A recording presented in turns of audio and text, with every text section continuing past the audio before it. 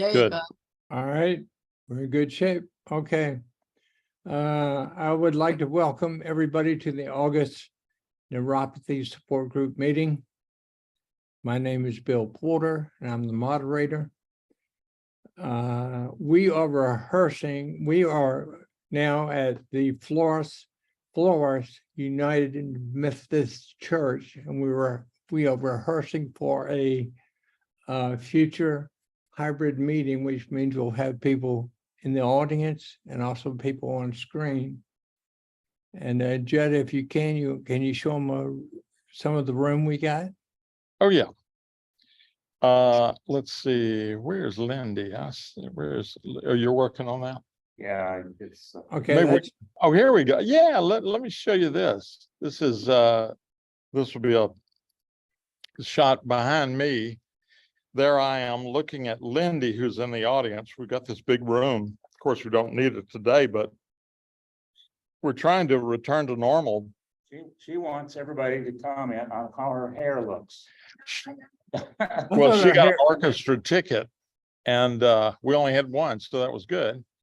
And we've been in lockdown for so long, and a lot of people like the idea of a in-person meeting, so we're trying to bring that back about the same time that the CDC is upping its scare on coming fall offensive with COVID. So we'll have to play that by ear. Okay, Jed, thank you. Are there any questions from anybody right now concerning what we're planning for the future? I think it's a great idea. We can either be there in person or on the screen. And yeah, as I said, we are in rehearsal today. So yes. if the curtain falls down, be with us. Anyway, moving on.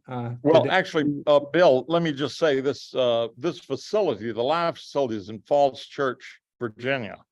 So if you're anywhere close there and you wanted to be a part of just attending a live meeting, that's what we're aiming for. Flores is the name of the church. It's very well known around the area, and they've been real supportive to us. It's a great facility. So in Herndon, right? Oh, Falls Church. Never mind. It's Herndon, Virginia. I'm sorry. They all run together, Judd, come on, Judd. I know. I was going to get a nap once you started talking. Anyway, okay, moving on. Today, as I said, we're going to have an open discussion, but first we're going to let any new attendees introduce themselves, their name, what type of PN they have, and how did you hear about us? As usual, we will have a 5-minute break at 3 p.m.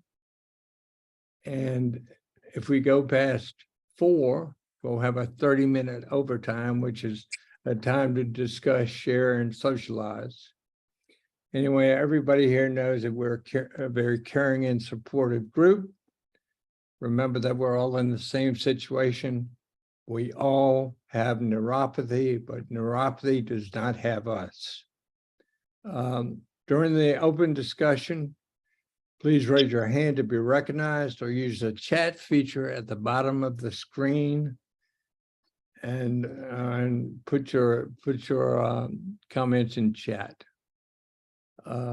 Anyway, I'd like to open it up for discussion of, does anyone have anything? Oh, new people.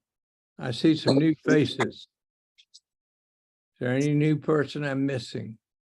Raise your hand and please introduce yourself and tell us what type of PN you have and where you're located. Okay, I see Philip Church has his hand up. So Philip, go ahead. Well, hi, first greetings, everyone. Thank you, Bill, for the introduction, explaining of the ground rules. My name is Philip Church. I live in Falls Church. I'm also a member of Lewinsville Presbyterian Church, and we have a hybrid system. And I certainly believe in the future we could probably offer that up too, and meeting facility if we wanted to go hybrid at some point with both in person and online at a fairly central location. I have contracted, I don't know, that's not the right word. I have encountered a problem with what my neurologist is diagnosing as myelopathy, which is a deterioration of the fatty areas around the nerves. Not sure why. The MRI shows some constrictions in the upper spine. My concerns are how to get past this awkward, very uncomfortable feeling of numbness and tingling, and more critically for me, lack of equilibrium, balance. It started out about 6 months ago on the tennis courts when I had problems there. I can't touch a tennis racket now without feeling a little bit of dizziness. And the major issue I'm trying to deal with now is navigating the medical system as to how best to get help. I have an appointment with a neurosurgeon coming up this coming week, but wondering whether it's a neural surgeon issue or a spinal surgeon issue is one that I'm grappling with right now. I'm going to go ahead, of course, with the neurosurgeon appointment consultation, but still not sure how to negotiate or navigate my way out of this this neuropathy, which I'm dealing with right now. I was recommended, by the way, by a member of your group who lauded you highly, Gordon Hay, who's a neighbor who lives down the street. Hmm. And yeah. Gordon spoke very highly of all of you and really encouraged me to get on. This is the first Saturday I've had been able to do that. So I look forward very much to getting to know a bit about all of you and maybe learning a bit about how to address my issues. I'll stop there. That's way too much. No, that's fine, Philip. Thank you very much. And I'm sure during the open discussion, we will answer many of your questions. Anyone else new? Hello. Alexandra? No, this is Sharon Maples. Sharon Maples. Uh-huh. Yeah. Okay, go ahead, Sharon. My name is Sharon Maples. I live in Ashburn, Virginia with my husband, Randy. We are members of Loudon Baptist Church in Leesburg. The type of neuropathy that I have is peripheral neuropathy, which affects your feet, your toes, your legs, and your hands, and the peripheral nerve that goes down your leg. I've had this I've actually lost count. It's been 17, 18, or 19 years I've had it. I also suffer from RA, psoriatic arthritis, they tell me. I also have Hashimoto's. That's where my thyroid don't work properly. I'm a diabetic, but very, very much under control. I think that's everything I'm dealing with. Of course, as we all know that has neuropathy, any type, it's a very painful. At times it's more painful than other times for me. But I'm trying to hang in there. And I have been feeling some less pain, especially in my left big toe. There is a spot there that burns. It hurts so bad that it will bring you to tears. But it's doing much better. So I'm very grateful for that.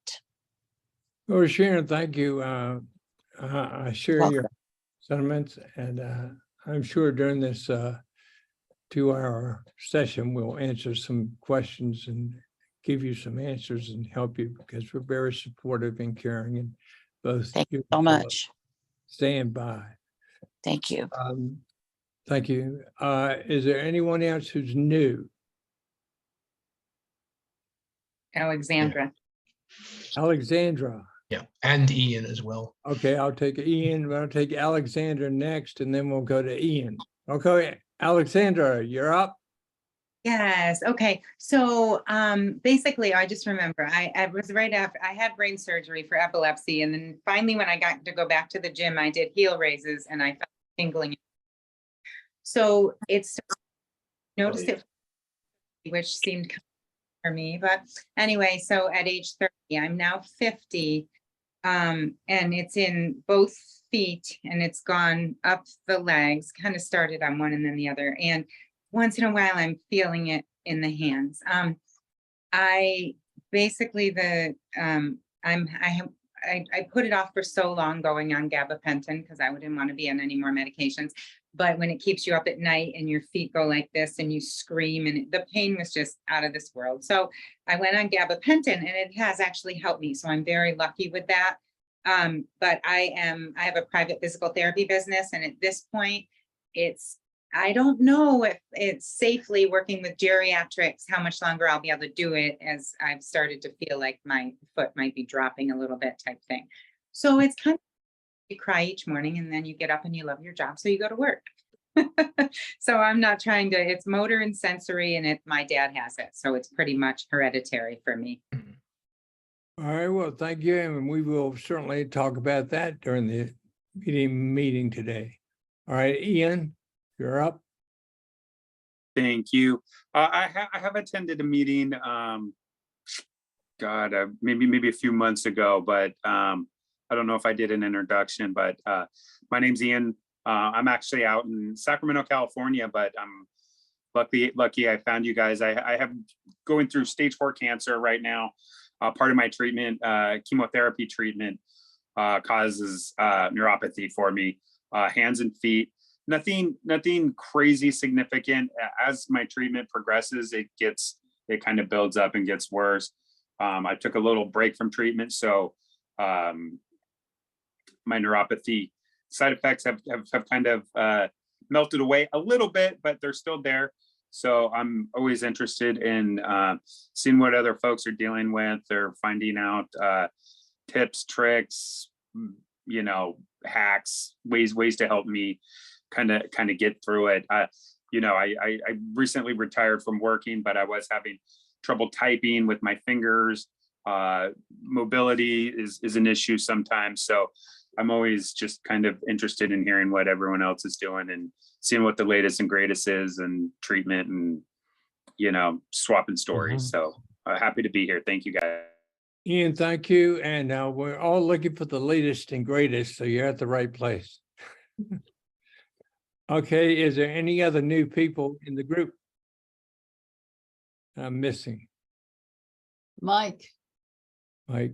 I'm not really new, but I had a hard time getting on the site because when I opened my email, I couldn't join. There was no active blue link for join the site. I had to copy and paste everything and then there was another number I had to enter. I had a difficult time getting on this site today, which I've never had before. I had the same problem. But did you pay your $500 dues? Well, I don't know, but I've always been a pretty generous donor. Okay, I'm just kidding. Yes, I had don't know the what same happened. problem. Usually there's been a hot link that I could join the meeting, but today there was no hot link on there. There was no active link on the email. This is Judson. Bill had the same problem and we went through that. I believe it's on your local computer, but it could be. Every now and again that happens, and we sort of don't understand some of it, and it might be that when we send out the invitation, we need to do a return on the invitation because your computer has a wonderful convenience that your email system will turn anything that looks like a web address into a clickable link, but it doesn't always work. So Wrong. Yeah. we got to figure that out. Well, I finally figured out that I could copy and paste the HTTP, the web address. Right. And then I had to enter a 4-digit passcode number. So that actually got me into I finally figured that out. So, very resourceful. I'm a little bit of a techie. Yeah. All We right, don't want you that's to all. do that. That's Sorry, too hard. I've been a member for quite a few years, so Yeah. yeah. Well, I've had neuropathy since 2010. So I'm sort of a Uh-huh. veteran, Right. person, so. Okay, thank you. And I can I guarantee you Judd will be working on this situation behind the scenes, right? Well, Judd? Okay. I'd Thank like to you, point thank out, I'd like to point out what she talked about though, Yeah. but is you can always, that link we set out, it's blue generally. Yeah. If Yes, it's yes. linkable. Right. If it's not, if it shows up black, then you can't click it, but you can always, like you said, copy the link, put it in Right. the, browser and it will Right. open it That's up. what I Yeah. did. Yeah, Yeah. that's what I did. Okay, thank you. All right, thank you. Thank you, Judd. Hey, Judd and Bill, this is Roy. I wanted to mention, I don't know if you can hear me. Oh, Oh, yeah. Go ahead. Go ahead. okay. I wanted to mention that when I had that experience, it's because I didn't RSVP. If I RSVP and I log in, then it's no problem. Like there's like a live link. But if I don't, then I have to copy and paste and go through it that way. Yeah. So I don't know if that happened today, but that's what my experience has been. Well, a lot more people than I knew about are having this problem then, Yeah, I had it. including our moderator. So I did an RSVP and it worked. Judd, I Let's see. want to see you. I- Judd, after the meeting, I want to see you in my office immediately. All right, we have- Okay, is there anyone else new that I have missed to talk about? We understand about the link. Is there anyone else who has joined us as a new attendee? I'm looking around. I don't see anybody. Okay, we have a lessons learned, though. yes, we do. The lessons learned is that the air conditioning in this building works way too well. Mm, And apparently it was designed for having a whole bunch of people who all, the body heat's supposed to compensate for the air conditioning. So it is chilly. Lindy abandoned ship. She says just too cold in here. Yeah. So we will have to keep that in mind. We'll tell everybody to bring a blanket when they come. Well, the coldness is supposed to keep you awake.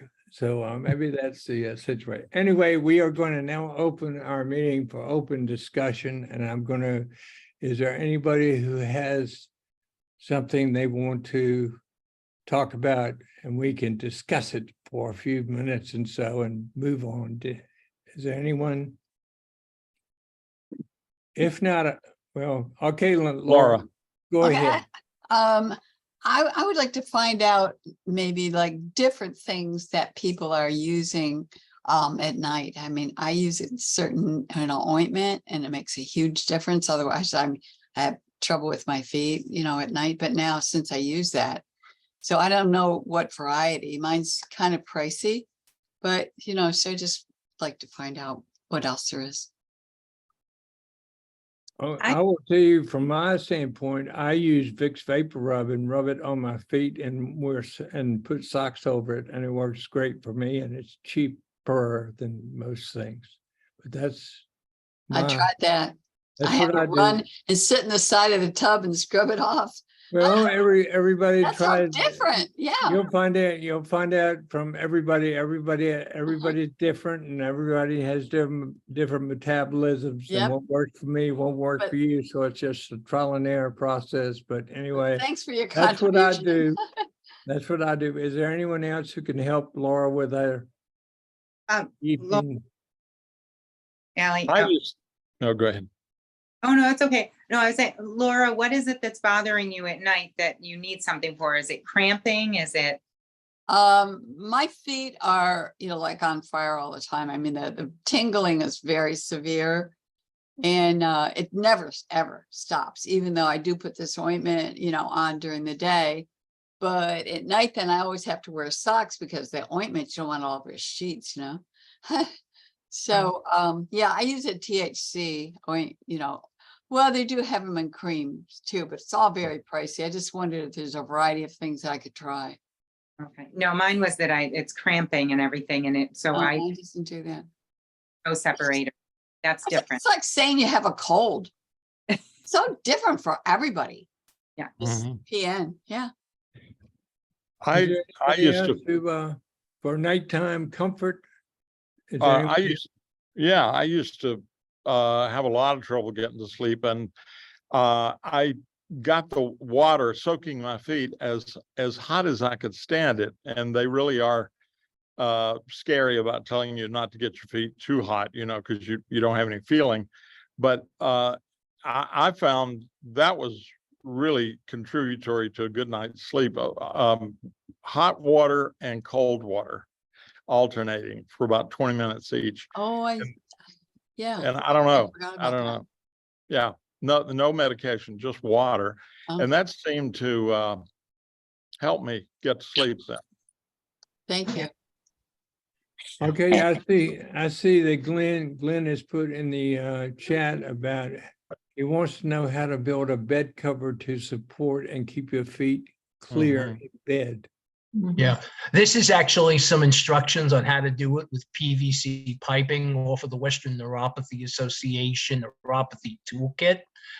Just in case people are handy or they have somebody around who's handy and want to like make a little tent area so your feet don't have to be touched by anything at night. Well, I mean, maybe I'm cheap, but I just throw a pillow down there and below my feet. So so it's got a clear area. It's not I don't think it's a matter of being cheap. I think it's a matter of what works for you. Probably. Mhm. Water Okay. sounds good to me. Hot and cold water is I'm gonna good. try it. Yeah, I appreciate that. That's a good point. Is there And I- anyone else who has a certain system that works for them at night times? This is Sharon Maples.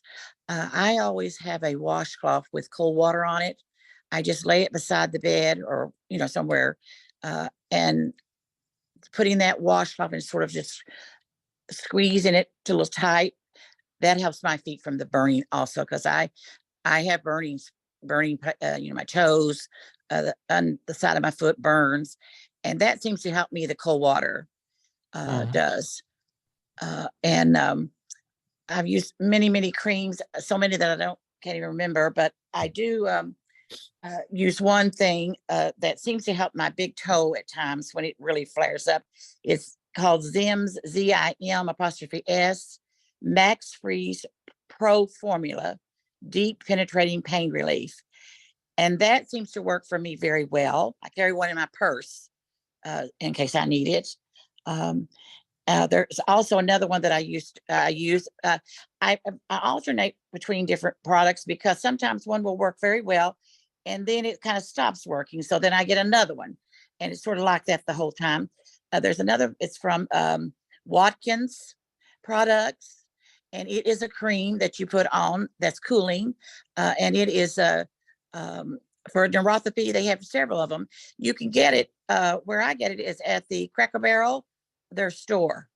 They have different ones, but this one it says on the little jar for neuropathy. Now Oh. that has worked. That has worked for me, and it cools it, and it has a nice smell to it. It's not real strong, but that has worked. It's a little pricey, but it's not bad. It's worth the whatever $20 or whatever it is. I can't remember exactly. If it works for you, then I feel it's worth it. But that one is a good product too. And then I have some more. I have to get them, but I won't today. But I've used all sorts of things, and it's kind of like that, rotating with them. When one kind of your foot gets used to it or your toe gets used to it, then you do another. That's how I do it. And I used to put my feet in, I'd have some ice water. It couldn't be just room temperature. It had to be cool. I used to have to put my feet in that all during the day. I don't have to do that as much now, praise God, but that coolness used to help me quite a bit.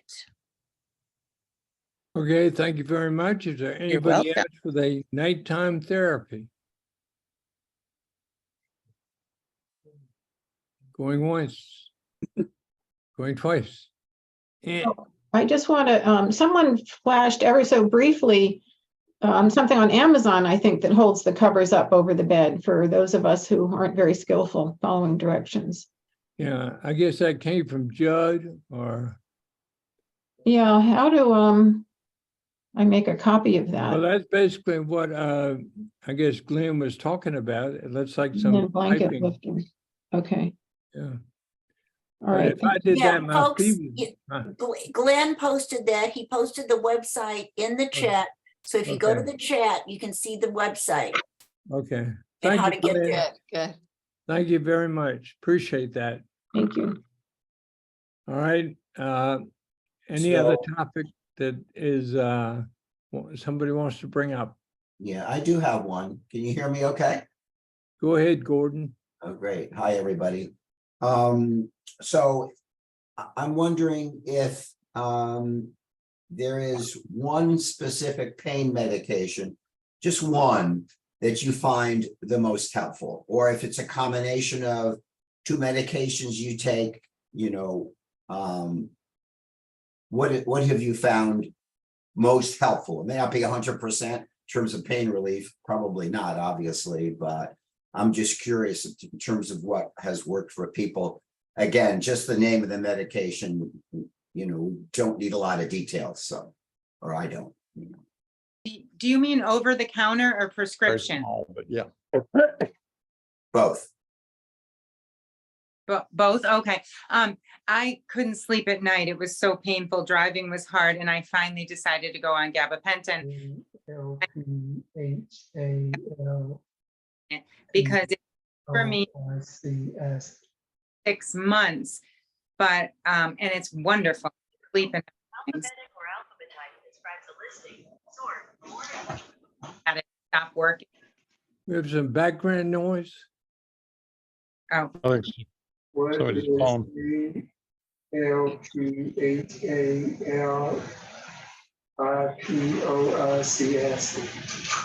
I'm sorry, we. We need to Judge, mute everybody, please. Yes, please mute. If you're not speaking, please mute. And Bill, Mike had his hand up in the, Oh, well, Forest Gordon was talking about a pain medication, correct? yes, You were I- asked a question both over the counter or behind the counter, right? A script or, okay. Okay, can anyone give Gordon some ideas?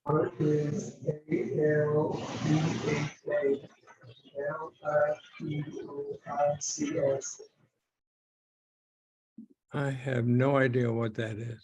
I think it Right. may be on an iPhone. They're not aware that they're, Okay, so, Go ahead, Gordon. yeah. So, yeah, I mean, some of the medications that are fairly common, but I don't know whether anybody's tried something new or even something that they're currently using that is, you know, the most effective medication so far that they've used. I'm just kind of curious Okay, what that might be. I will start and say, but I've had neuropathy for 25 years. I've probably tried 50 different cocktails, meaning not alcohol, but a combination of drugs or something. And the one that works for me now, and again, this is for me, is Lyrica. Brian Brooks confirms that. And then somebody I just noticed in chat, Brian Brooks did say he likes Lyrica too, and I take 200 milligram twice a day. And every time I see a doctor, I see a neurologist every 6 months, he said, "Is it working?" And I said, "Well, I'll tell you, when I don't take it, my feet go crazy." So it works best for me, but that's for me. Anybody else on a certain? That's for pain, Bill? Yes, it's an off-label drug, but it's, you know, it works for me. And the generic is called pregabalin. So it's a matter of paying 400 bucks a month or 20. So you can decide what you want to do. And that depends, you go on insurance. But I find that most doctors are now, most pharmacies are not doing the brand, they're doing the generic. So just be aware. But Lyrica or pregabalin works for me. Anybody else? Hey, Bill, this is where I don't know if you can see my hand up or not. I can't, but Um, go ahead. Oh, okay. I wanted to mention that I take Waxin or methocarbamol, and it works very well for me. Gabapentin didn't do anything. I was up to like 1,800 milligrams, and it didn't touch my nerve pain. Say But I what you will take say again. for the group, Rory, repeat what you take again. yeah, Robaxin. It's Robaxin. Thank you. hmm And it's 750 milligrams, and you can take it. Well, at least I take it 4 or 5 times a day. Wow. Because gabapentin didn't work. But I will say this though, I used to take it. I recently started acupuncture in the last 2 months, and I am actually off of all my pain meds. I'm not on any, so I don't even take that anymore. Now, I think most of you know that I have the rare form of CIDP, the chronic inflammatory demyelinating polyneuropathy. So, it's pretty painful, but it's been under control when I was taking Robaxin, and now that I've done acupuncture, I don't need it at all. Wow. That's awesome. Yeah. That's really amazing. That's great. Very good.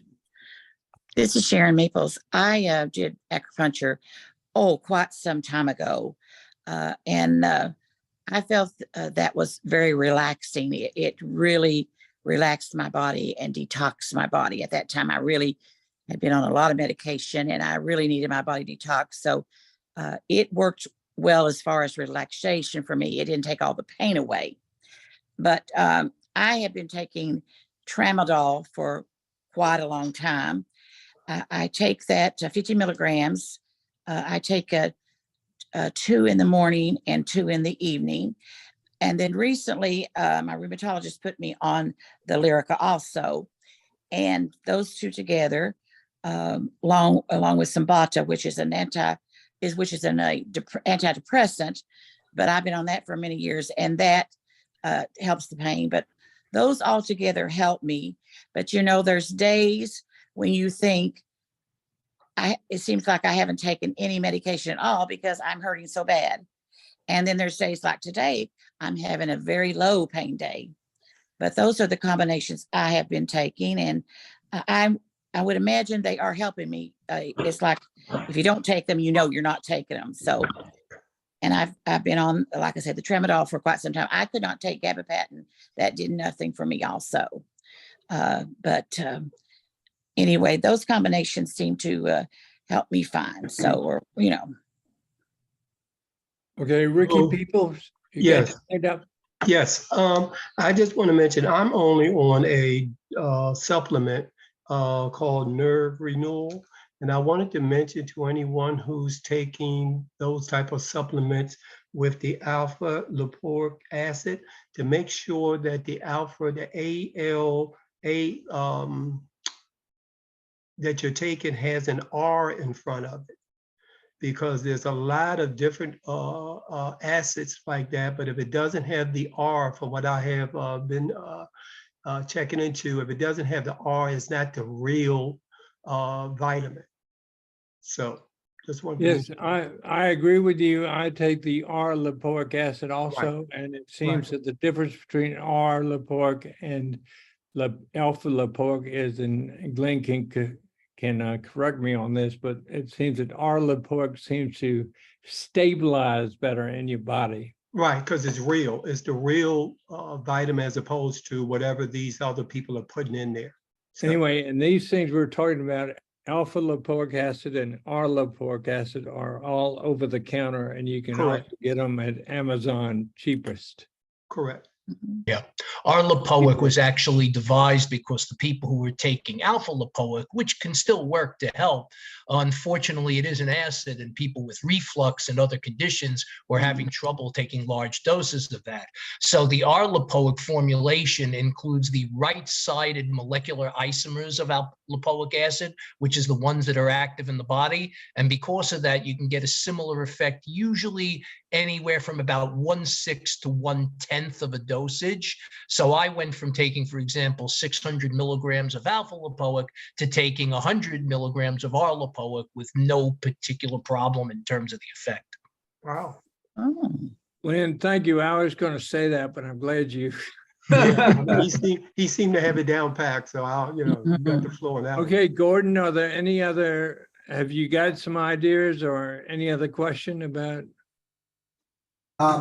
Well, actually, so I've been taking Lyrica for years too, 3 times a day. And recently my neurologist suggested I could take maybe a little stronger dosage before I go to bed. But I've also added recently Cymbalta, actually. And that was recommended by a neurosurgeon that I saw actually at Kaiser. And so I take the Cymbalta in the morning. That's an all-day pill. So it's once a day, and I take one the next day. And when I take it in the morning, I take my Lyrica in the morning, and then I take a second Lyrica midday, and then a Lyrica when I go to bed at night around midnight. And I think that really has helped. One of the problems that I had is waking up in the morning around 5 o'clock with my feet kind of burning. So, I think I'm out of the covers, and then eventually, I fall back to sleep, but I don't really have that anymore since I've been taking the Cymbalta. So I think it's making a difference, actually. Okay, Yeah. as I said, drug cocktails do work. And I also think the supplements that we mentioned, the R lipoic acid is the best. I think, have you tried that, Gordon? I've read for years, again, with my healthcare background, and really not that long ago, I don't know whether it was the New York Times, that basically they say supplements that they're really not proven, and they're often not recommended.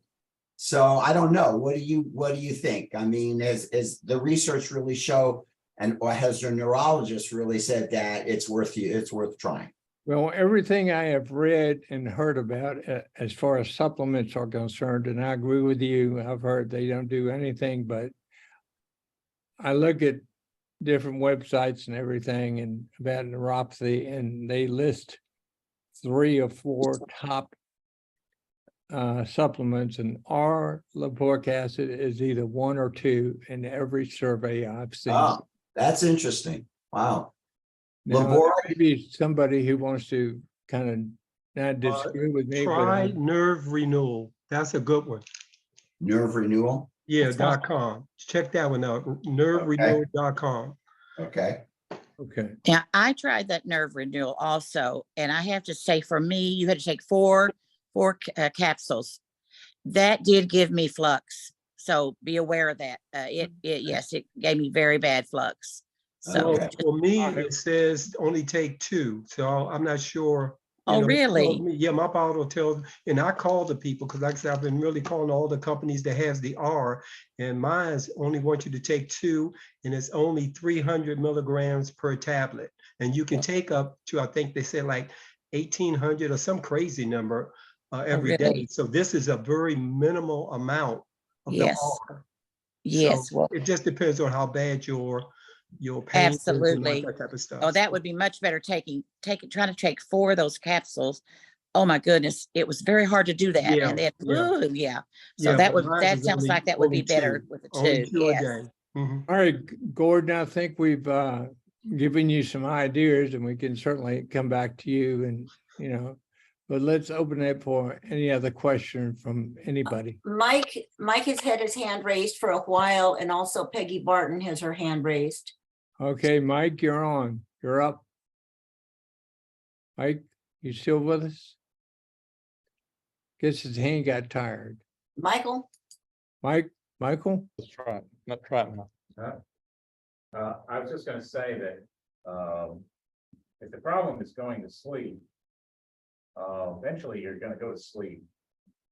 You just need a little bit of help during the sleep. Trazodone, as opposed to most sleeping pills, has very little, a small dose has very little, it just makes you a little bit sleepy. And if you take it just before you go to bed, you might find it helpful, getting in the mood of just kind of ignoring what's going on with your feet. I guess that depends on how focused you are on what's going on. But it is a very mild sedative effect. I find it, I've used it for 26 years, and I found that it's helpful. Okay, Ricky, got your hand up? Yes, I'm Peggy wondering. Barton, Peggy Is there Barton. Oh, I'm anybody- sorry. Oh, I'm Ricky, sorry. Peggy was first. Go ahead, I'm Peggy. sorry, sorry.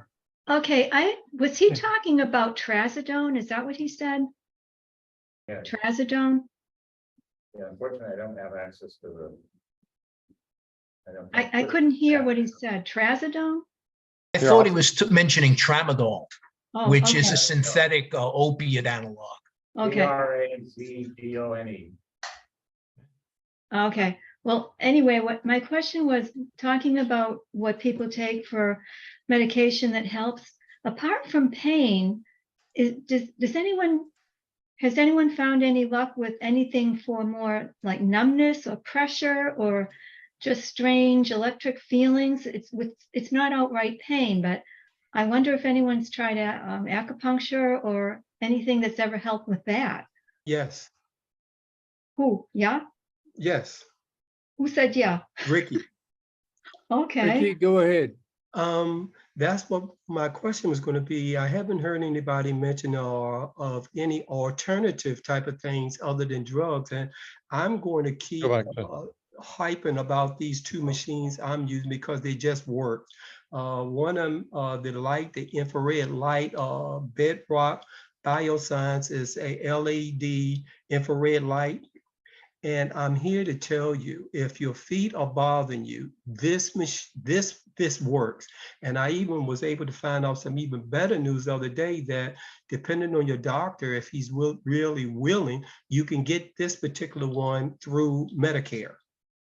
Oh, wow. It is called Bedrock Bioscience. It's an LED infrared light. And I use it, in the morning before I go to work, by the time I come home. And I was told that if you have pain in your feet and you put that light on and it has its own timer on it for 20 minutes, if you start feeling a burning sensation, that is good. That means it is triggering the nerves, because I was a little skeptical because I said, wow, this thing is hurting. But I was told by multiple people now that means it's working. So I would first tell people who wants to try something other than drugs like me, as far as your feet, try the Bedrock Bioscience light, check into it and see if you can get your doctor, because they are somewhat expensive. I paid, like I said, close to $1,000 for that. And then the lady, Peggy, there's an other machine called Rebuilder Medical. And that has the electrodes in the water. And I've mentioned this several times, but it really helps me with just calming the nerves in my foot and just sort of, it's like a massage almost. So I just, going to keep bringing these two machines up because those two machines have put me in a position where the only thing I have to take for my feet is just a supplement. No drug, no other drugs, no nothing. And more importantly now, I'm watching my diet, because I hope everybody understand whatever you're going through, that's one of the most important things. Your diet, what you put into your body may be making your body react. So I don't put things in my body that I know that can trigger my nerves. So I watch what I eat, use these two machines, and I'm down to just a supplement for anyone who is maybe not critical, or, like some of the people I know been, having this issue for 20 years. I don't know if it'll work, but for me, it's a lifesaver. So just wanted to keep mentioning those. Ricky, I appreciate that because many people do alternative to drugs, and I know that the red light therapy works for many, many people, and some people swear by it. Some people say it didn't work for me, but we're glad it works for you. And if you haven't tried it, I would try it. I've tried it, and it's worked somewhat, but diet's important. But I also found that exercise, like swimming, course. is the best Yeah. thing for me. But Right. anyway. Okay. Philip, you had your hand up. Philip? Yes, I did, Bill. you're muted. Sorry, I was trying to unmute myself there. The conversation so far has been on ameliorating symptoms. I wonder if anyone has any experiences to share on efforts to curative interventions. Particularly, I seem to be moving down the road toward either neurosurgery or spinal surgery for the peripheral neuropathy, which I have, and wondering, which is a much more invasive type of intervention to try to alleviate the symptoms I have, cure the peripheral neuropathy I have. But if anyone has had an experience with that or knows of anyone that has had an experience, I would welcome thoughts. Yes, surgery. Glenn, Hey, Phil. go ahead, Glenn. A Phil, lot of it, Philip, and everybody else depends upon what the cause of your neuropathy actually is. In your situation, if it's being caused by a spinal problem, if you're experiencing myelopathy because you're getting demyelination in the spinal cord because you have compressive forces there, it is possible that surgery will ameliorate that. Perhaps not completely. Hopefully you can get most of your function back, but that's basically because you have a very, very specific mechanism through which your neuropathy is being manifested. A lot of us don't necessarily, too many of us are in that dreaded idiopathic category, meaning they don't really know what's causing it. And it's also harder to cure, quote unquote, or ameliorate a neuropathy that's more systemic. There are, however, two general categories of neuropathies where you can get improvement. Autoimmune neuropathies are one of these because there are immune modulating treatments out there, anything from steroids to IVIG to even some of the anti-cancer drugs can work to help relieve and even reverse some of those type of neuropathies. And if your neuropathy is toxic, these are like the chemotherapy people or the chemical exposure people, if you can eliminate that cause and you can support with good supplementation and exercise, you can, to a certain extent, reverse those type of neuropathies. A lot of the other ones, though, are much less tractable, if only because even though nerves can regenerate, they regenerate very slowly. And if your regeneration rate is not keeping pace with your deterioration rate, it tends to be progressive.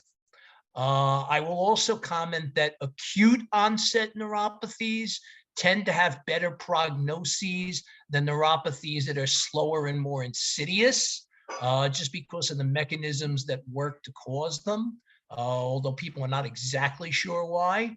And again, if you do get nerve recovery, and I'm certainly an example of somebody who has over the years and whose symptoms have reduced, a lot of that is because you're hopefully eliminating the original cause, in my case, an acute onset autoimmune molecular mimicry attack, and then you're supporting everything else in the process of healing. Let me talk to that if I can. Just go to gallery. Well, I want to make sure you're unmuted. Yeah, you should be able to hear. Go ahead. Glenn's comment about trying to stay ahead of the deterioration. You're in a race. You're in a race. Whatever is causing these nerves to die, you're in a race to try and help those nerves survive. And the way the nerves survive is because the body says, I want to repair them. And the way you tell the body that it's important to repair the nerves is with exercise.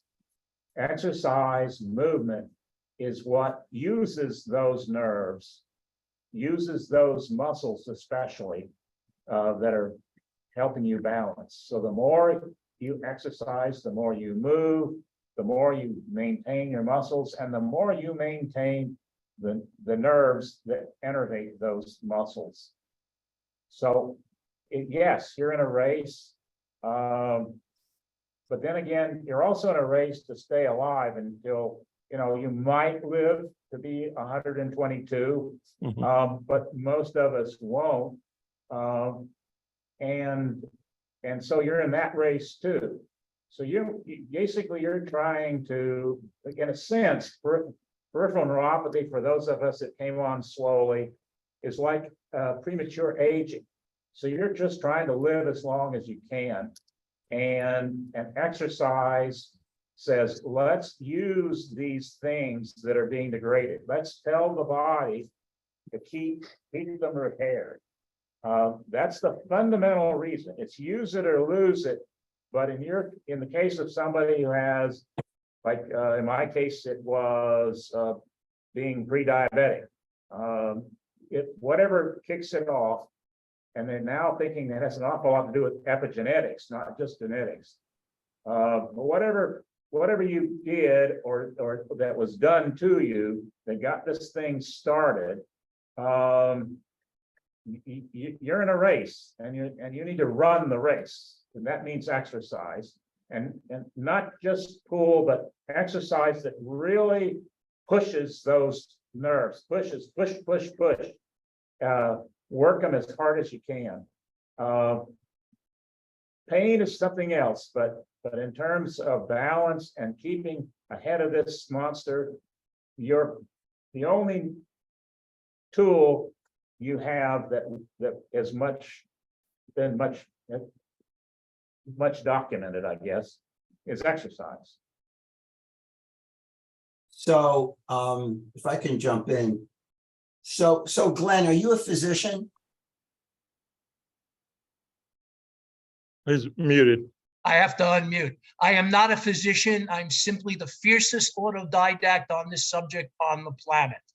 And you could laugh about that, but this is basically 20 years of research to the ends of the earth. And I have an eidetic memory and the ability to read medical papers in 3 languages. I get to speak about, neuropathy as a subject quite often in a lot of different forums, and it's part of the reason I come to these. I do tell people though, and you can actually access this document on the Western Neuropathy Association website. You can gain a lot of this knowledge through what's called the Essential Neuropathy website document that's there. And I'll mention just one part of it, which I think is probably the best and most comprehensive one. And I'll actually put a link in the chat to this. The Washington University at St. Louis Neuromuscular website is by far the most comprehensive database of information about neurological conditions that's yet been devised. It's complex. It's written primarily for doctors, but that doesn't mean you can't go in there and go through it. And it has a lot of these types of information, including percentages, that have been accumulated through research over the years, of types of recovery, how much recovery might be expected, whether recovery is possible at all. So I highly recommend people going in there, seeing if they can find their own particular cause, if they know it, and obviously there's a lot of idiopathic people, and really getting as much knowledge as possible about your individual condition. You spend a little time there, you will know more than most of your doctors. That is a very good thing. Yeah. So I know I've been meaning to ask that question for some time, because you do give advice, but you're not a physician. So I think it's good.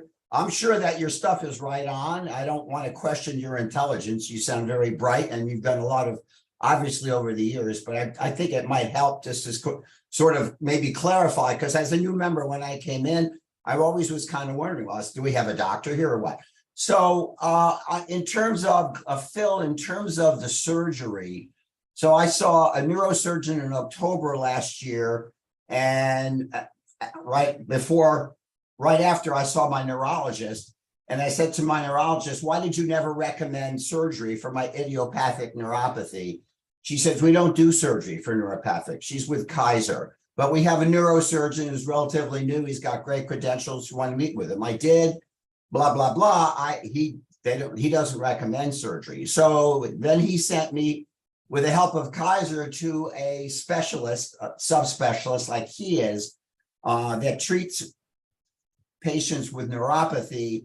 And she's at Georgetown, right? She has an office in Chevy Chase. And I've seen her a couple of times. She gave me a lot of lab work that I had to do, et cetera.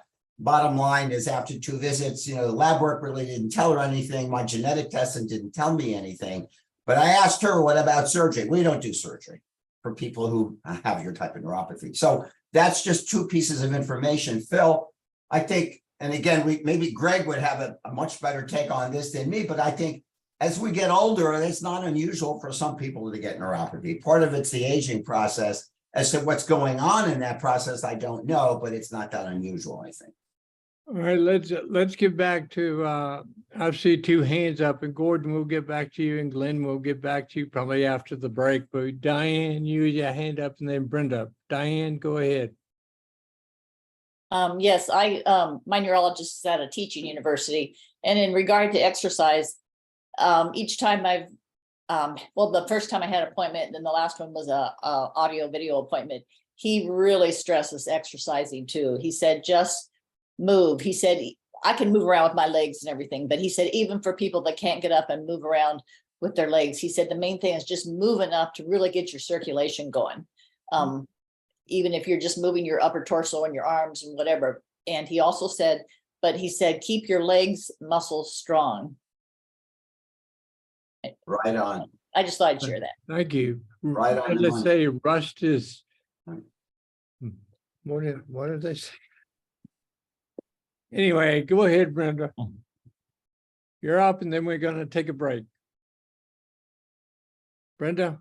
Yes, this is addressing Phil's question about surgery. First of all, Phil, let me say that everyone is different. And so what helps one person may not help another person. But I must tell you that about 10 years ago, my family physician sent me to the head of orthopedic surgery at Inova Fairfax Hospital because he said he thought that surgery would relieve my neuropathy. At that time, my neuropathy only affected my feet and sort of my mid-calf ankle area, sort of like I had on short winter boots. He then said I needed a laminectomy, and he worked with a neurologist from Johns Hopkins, a neurosurgeon. I had to go over to Bethesda to the hospital that they used. I had that surgery. When I came out of the surgery, I said to the doctor who was there when I was recovering, I said, how long will this numbness in my legs last? And she said, sometimes it doesn't go away. And then I knew that this was not going to go away. And when I went back to see, after surgery, went back to see the neurosurgeon, he and his PA were making eye contact, but they were not looking at me. And I've taught school long enough to know that when kids are not looking at you, they're feeling guilty about something. And I knew that he was expecting me to come in and be angry, because what actually happened as a result of my surgery is that instead of having the problems in my lower calf, ankles, and feet, I now, since then, have no feeling from my knees all the way down through my feet. So it made my neuropathy much worse. So I think you have to be very judicious when you make the decision for surgery. You also have to realize that the outcome may not be better, but may be worse. I did not have any back pain before going into that surgery. For a number of years after the surgery, I did have problems with back pain, and I have a massage therapist who will come to my home anytime I have those problems, but they've gotten lesser and lesser. I also find, and I've had neuropathy, I was born in 1939, so I'm just lucky to still be here. but I have had neuropathy for maybe 15, 20 years. It has slowly gotten worse. And what helps me the most is water aerobics.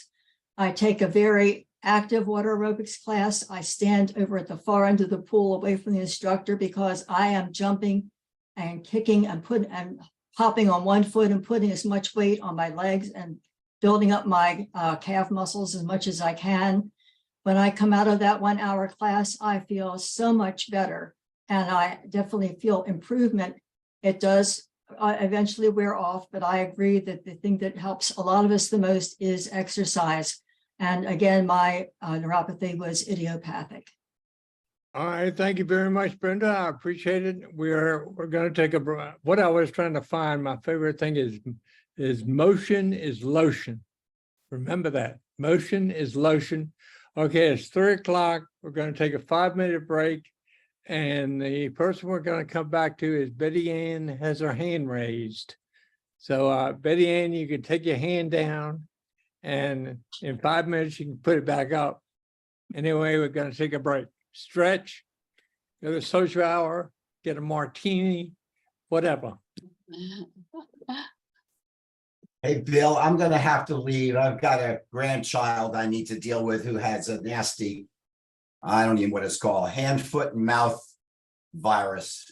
I'm just gonna help out at the. And I know all about that, so go take your grandchildren. They're precious. He's got red rashes all over him. I'm trying to help out his mom. I so. understand. Just wear your rubber gloves. Yeah. Yes, absolutely. Thanks so much, Bill. It's nice to see everybody. All right. Hello, Gordon. Hello, Gordon. Bye-bye. Thanks for putting me in touch with this great group of folks. Good, Phil. My pleasure. Glad you joined us. It's a good group. I realize your cameras. Yeah. Let's see.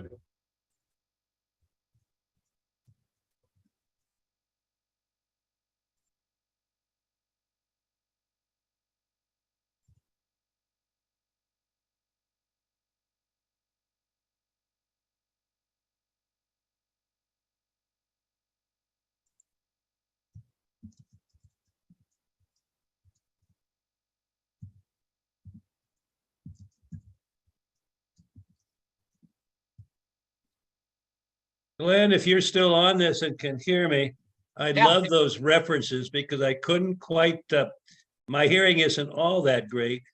I couldn't quite pick up on the essential peripheral neuropathy that you mentioned, website or location. If you could provide that or repeat that to me now while on the break, I'd appreciate it. I actually have it in my database, so I'll actually link people to it through the chat. It includes a lot of the websites that I think has the most comprehensive information on neuropathy. But the big one I've already thrown into the chat, that's the Washington University Neuromuscular website. And I am wondering if I could pull this. No, I can't pull it off. I was going to say if I was able to screen share, I'd let you guys see the homepage of it. But the link is actually in the chat right now. It's like I said, it's simply the most comprehensive database on the subject that currently exists. The essential neuropathy websites includes that and a host of others. It also includes something that I like to call the Poncelet protocols. It's an article that's actually 25 years old, but it's so good. It's actually used as the American Association of Family Physicians basic statement on neuropathy. It's called an algorithm for the evaluation of peripheral neuropathy. And I'm going to get that into the chat as well. Thank you.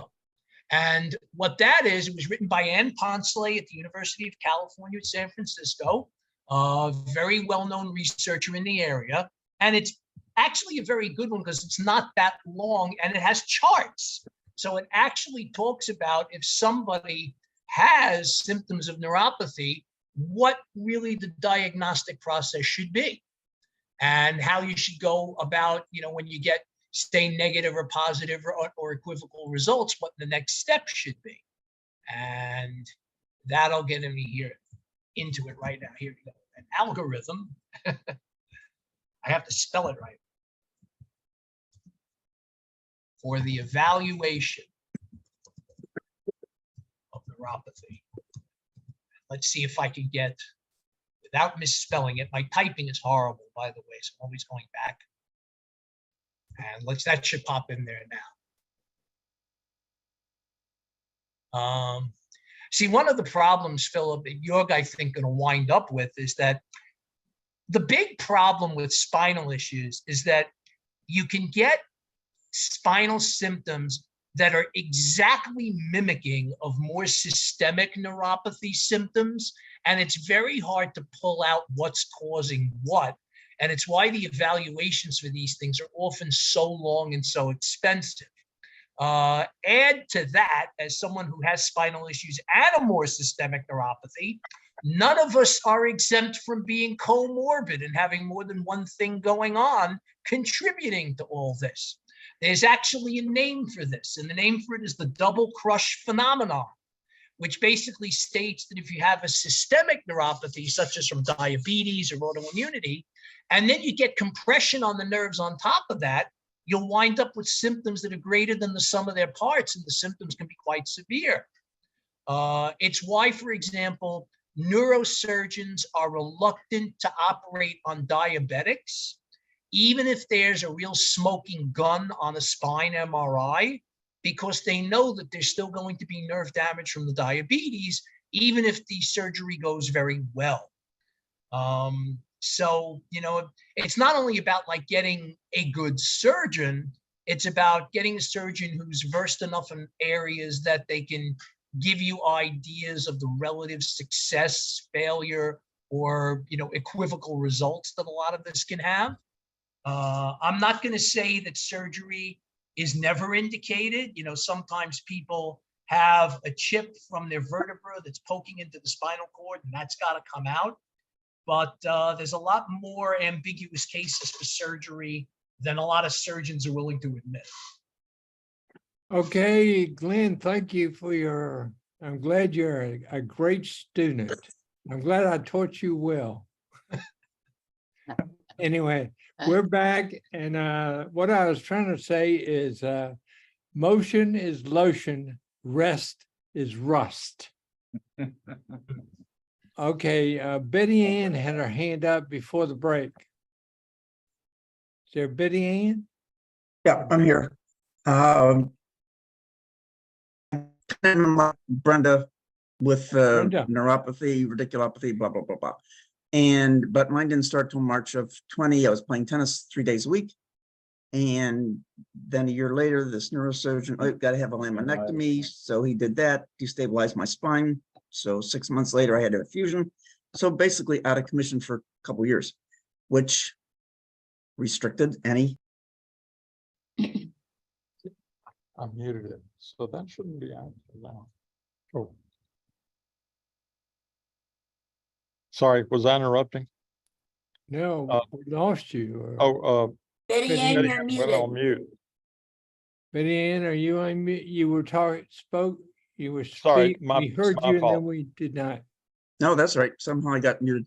Has anybody tried soft wave therapy? Because that's my last ditch, I guess, other than a spinal cord stimulator, which I'm not too anxious to try. I've tried the medications. I've tried acupuncture, massage, medical marijuana, all kinds of medications, you name it, I've tried it. But the soft wave therapy, from what they're telling me, is supposed to stimulate more stem cell production. Does anybody know anything about that? It's probably not going to help. I will tell you that 5 years ago, I took the stem cell, as far as stem cells, 5 years ago, the stem cell industry popped up like daisies. There was a stem cell place on every corner. And I had what is called I had stem cells from the umbilical cord, a part called the Wharton's jelly, which is supposed to be the tenderloin of stem cells. And I spent a fortune, and it did nothing for me.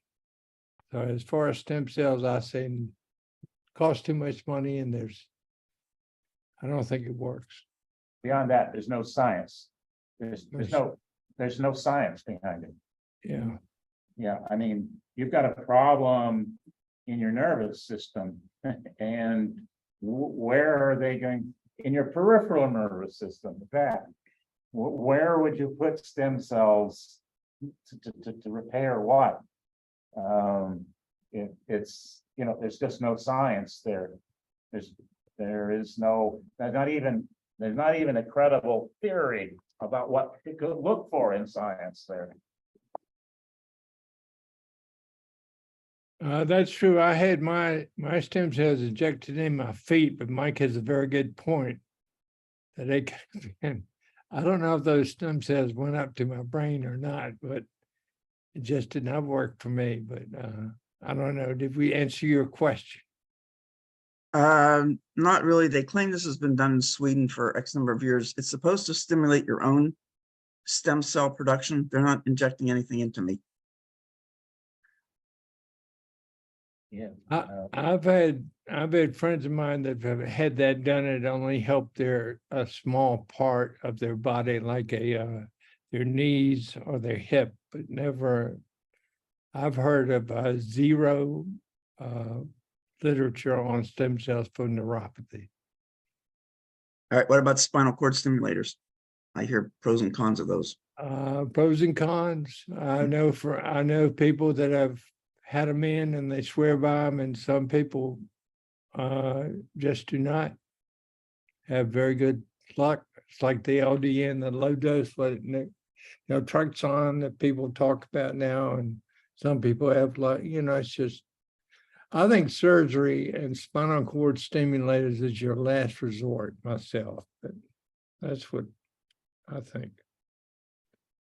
Okay, thanks. Yeah, I'm trying to avoid it. I really don't want to do it. I don't need any more surgeries. I agree with you. Anyway, Brenda, got your hand up? Yes, I wanted to say, as I've said before, that I almost feel guilty when and very empathetic when I hear you speak of your pain. And in my earlier years of peripheral neuropathy, I had pain, sometimes such incredibly intense pain that I finally realized, crying isn't going to change anything. You're just going to have to work your way through it. I don't have pain anymore. I don't have any kind of pain anymore. I very rarely will wake up sometimes with my feet burning, and I find out that if I quickly make sure I'm lying on my side so that my toes, nothing is getting touched by covers, I tent my covers over the footboard of my bed. And that's just very minor. Whereas I used to have just horrendous pain where my toes would twist, my ankles would twist, my calf would spasm, my inner thigh would spasm. The pain was just incredibly insane. And that has all gone away. So perhaps because this disease is progressive, you may find that over time, your pain lessens and then pretty much goes away. So I just feel that, again, we need to be as encouraging as we can and mention anything that helps us and any light at the end of the tunnel. But I currently find that, to me, continued exercise so that I'm able to get around, not being embarrassed at all by the fact that I use a cane, just to be on the safe side for another balance point, because my balance is pretty much in my eyes now and not my feet. But as far as pain, it has pretty much left me. So that can also happen. Thank you. I agree. Bill, this is Mike. Mike, okay, Mike, go ahead. I just want to put out here that I have a soapbox that I get on fairly regularly, and I'm ready to get on it when you feel like you can tolerate it. Just, Not right now. okay. We're gonna see if there are any other points we can. Is there anybody else who has a question for the group today? I know there's some new people that asked some questions, and did we help you, or do you want to bring up your problem again? Like Gordon? Bill, a man by the name of Ken G just joined the group. I don't know if he wants to talk or not, but. I Who don't think is he that? was here before. Does he have his hand up? No, No, and he's muted no also. screen. Okay, any question to come before the group?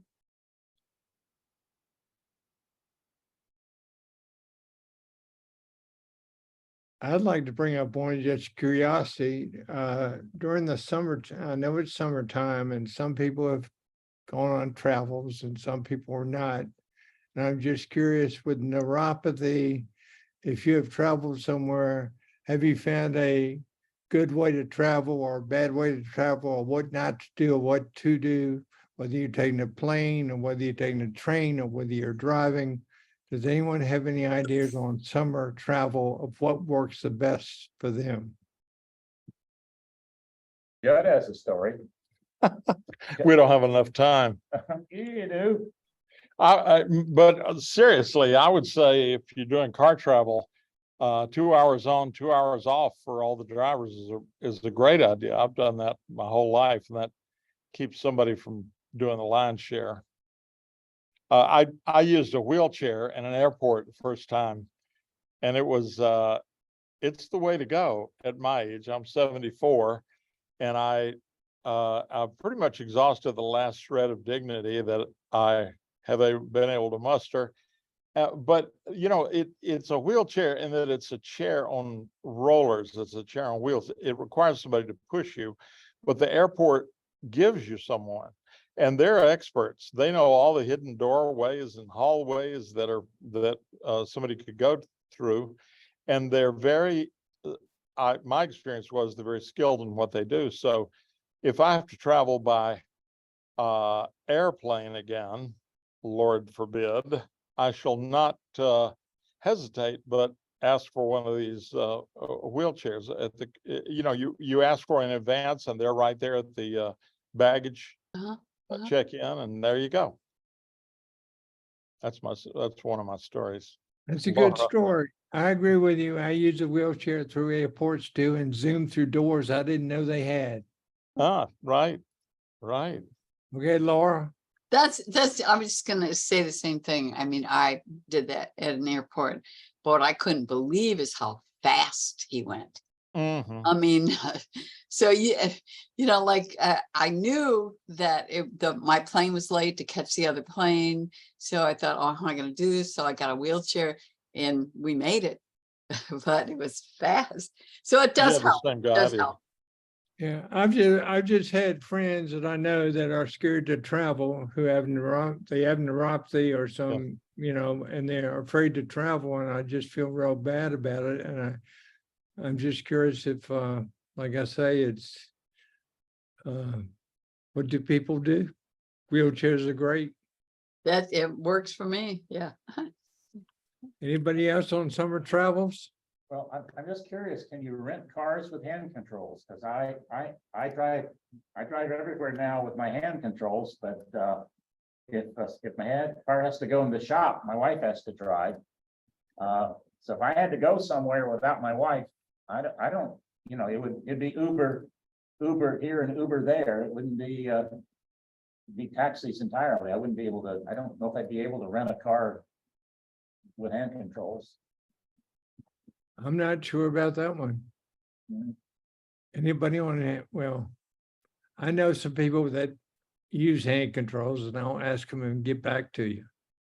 Philip, you have your hand up. Yeah, a very related question, Bill, and that is does anybody have peripheral neuropathy that's advanced to the severity where they are debilitated from capacity to drive a vehicle, for example, in particular driving a vehicle? Right now, I feel comfortable behind the wheel, but I've only had this experience now for 6-8 months since the outset of the year. I'm just wondering where it's going and how much worse it might get and how debilitating it might become, particularly when it comes to travel. Well, the problem you have is that I had was moving my foot from the accelerator to the brake. That transition, that after you've driven all your life, it's automatic. You just move it back and forth. You don't even think about it. I found that I was coming coming to a place where I needed to put my foot on the brake.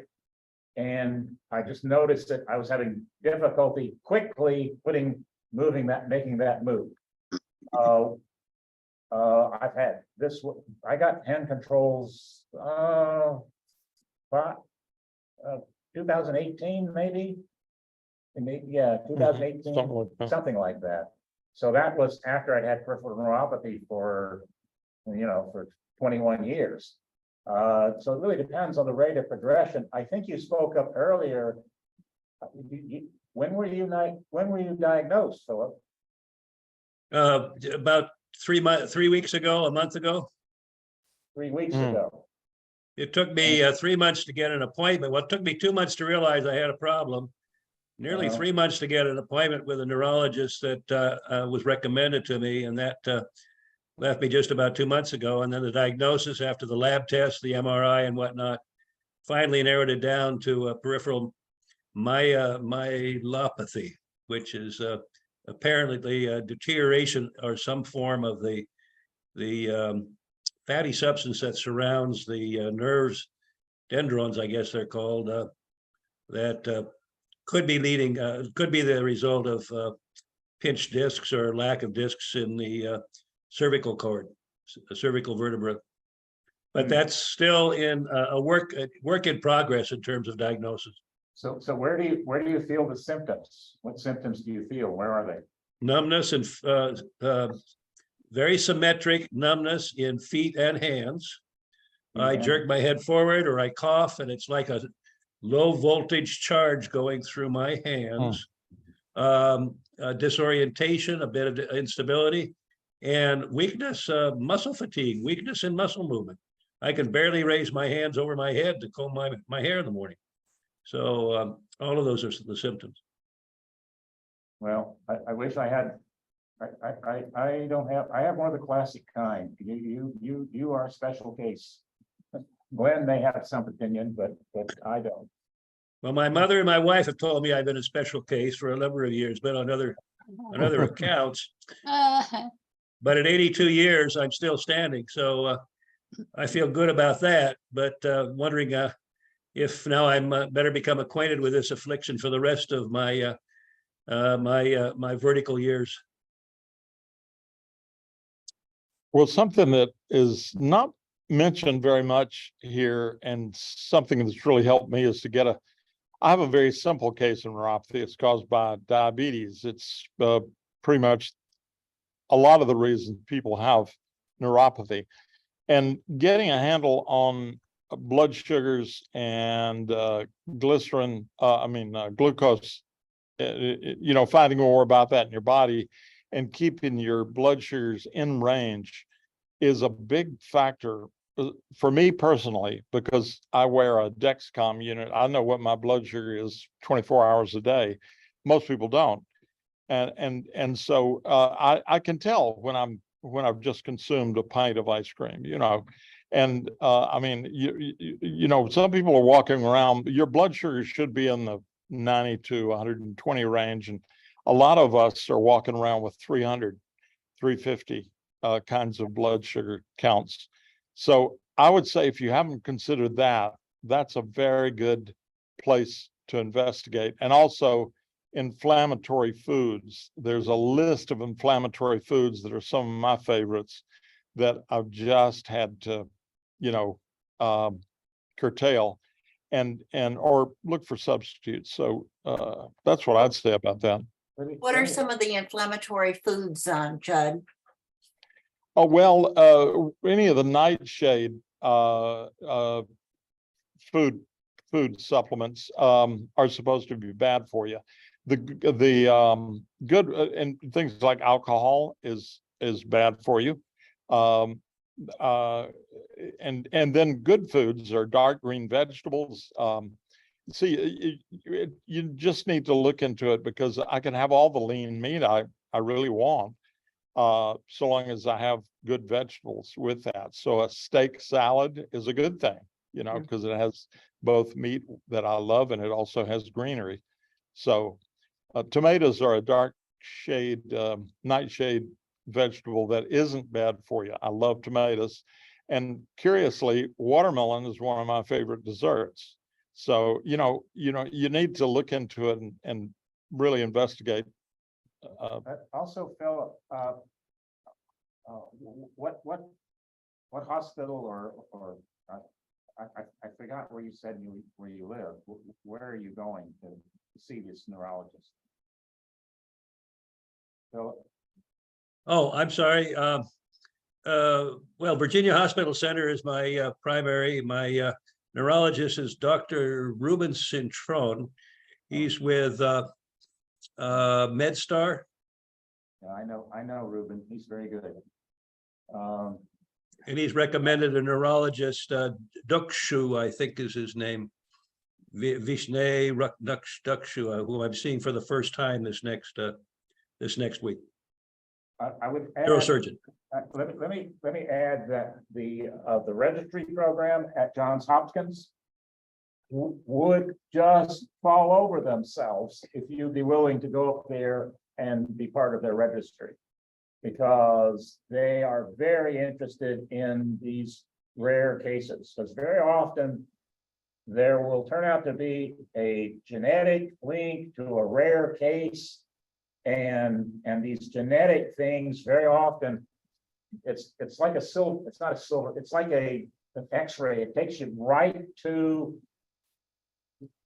help indicate what might be physically going wrong. When they see that there's a particular genetic pattern with a set of cases, that throws a lot of light on the research. So I urge you to, you can contact, if you wish, you can contact the Foundation for Peripheral Neuropathy, or you can contact the Dr. Hoke, Hoke at Johns Johns Hopkins directly, and they would love to have you in their registry. I think they even if they don't have any funds, they'll move heaven and earth to get you in there into their system. That won't provide any direct therapy to you, but that might help others, and might throw some light out there, because the way you describe sounds like it's something very unusual to me. Thanks for that Thank you, Mike. suggestion. I'll do that. Yes.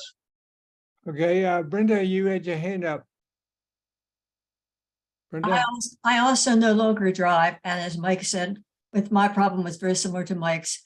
I realized that I was never really quite sure whether my foot was moving properly from the brake to the gas to the brake. For a while, I just never went on main roads. I went through subdivisions. If I came to a stop sign, I put my handbrake on to make sure that my foot wasn't going to slip off the brake while I was pausing there. And then finally, I realized that I was putting other people at risk and that I really needed to stop driving. My husband has neuropathy, but he has a milder form and he doesn't have that problem. So fortunately, I still have a husband and he is still able to drive, but his problem is proprioception. And with proprioception, which can also be part of aging, your body, you aren't really sure where your body is in space any longer. And you probably find out for the first time when you try to put your car in or out of the garage and you take the side view mirror. And that was his experience. His problem is proprioception. Strangely enough, I can park the car perfectly fine. So he leaves the car outside the garage. I put the car in and out of the garage because I can still do that. And he's the one who can drive through the streets with no problem. So I think you will know when you're starting to feel that you may be putting other people at risk. And hopefully you'll have a friend or partner that can handle that for you. But do continue to be with us, Phil, because we all learn from each other, and it just helps to know that you're not alone. Thank you, Brenda. That's excellent comments. I appreciate that. I wanted to go to Ian. He was one of the new people. Is he still here? He had a question. Is Ian still here? I'm still here. Yeah. Did we help you with your questions? Yeah, definitely. I'm just kind of listening in and just gathering information. And writing stuff down and researching stuff, and yeah, so yeah, I'm doing great. Okay, I'm just trying to circle back, make sure I get, and Sharon, is she still here? Sharon? 1, 2, 3. Alexandra, she's still here. I don't think so. All right, Mike, you had a question? You had a short Oh, answer, no, I correct? just was willing to get on my soapbox. It's just that. No, Not yet. Take a vote. not Not yet. today. Is there any other person who wants to speak? Yes, Laura? I just wanted to find out if anybody has this experience or how you deal with. I can drive, but I can only drive for about 10 minutes, 15 minutes. I can't do any more than that because then my foot goes numb. It's the position of the foot on the accelerator and off that it goes numb. So I know from experience that I can only go so far. Is that usual or is that just me? I don't know how to answer that, but I will say that the hand controls I have, work both the brake and the accelerator. Now, I've got it set up right now, so I only use the brake facility. I don't use the accelerator. But you can get hand controls that you can completely control with your, with your hands and your arms instead of relying on your feet. If you losing your mobility seems a big price to pay. I'd suggest going somewhere. Personally, I don't know where are you living, Laura? I live in Allentown, Pennsylvania. Oh, then I don't have any recommendation. There are some people here in the DC areas that I would recommend. Oh, yeah. Yeah, I guess Philadelphia would be. Yeah, it's about an hour, a little over an hour. Yeah.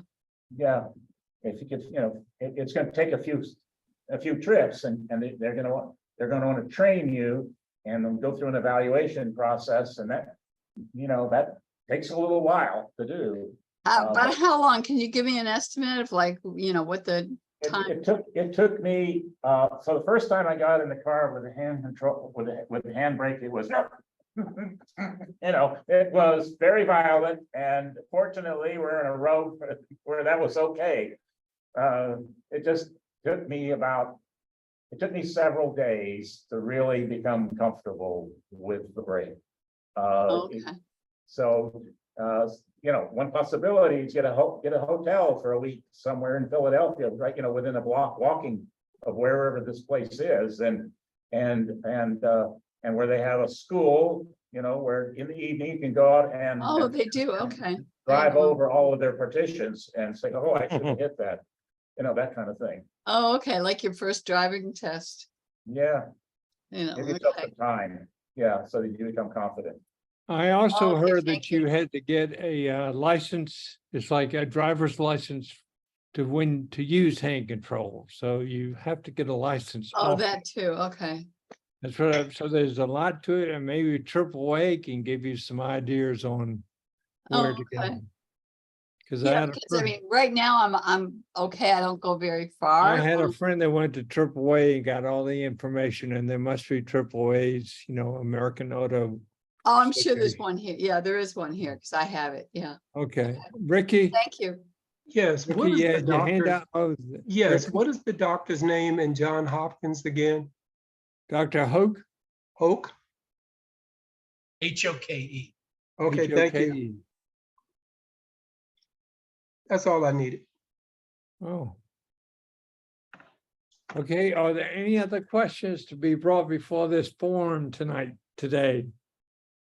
Bill, Betty Yan just asked if anyone knows how Pat's doing after her back surgery. I don't know if you can address that or not. I have no Do. idea. I heard from Pat. She said she's doing amazingly well, much better than she had expected. And she's very, very, very thankful that the surgery helped her a great deal. She's no longer in pain. Oh, great. Well, those who don't know, Pat is the president of not our association, but the DC, Virginia neuropathy group. And she's now today at a wedding or something. She's a bridesmaid, not the bride. She's a bridesmaid. Sneak attack. Anyone, is there anybody, any other questions to be brought up?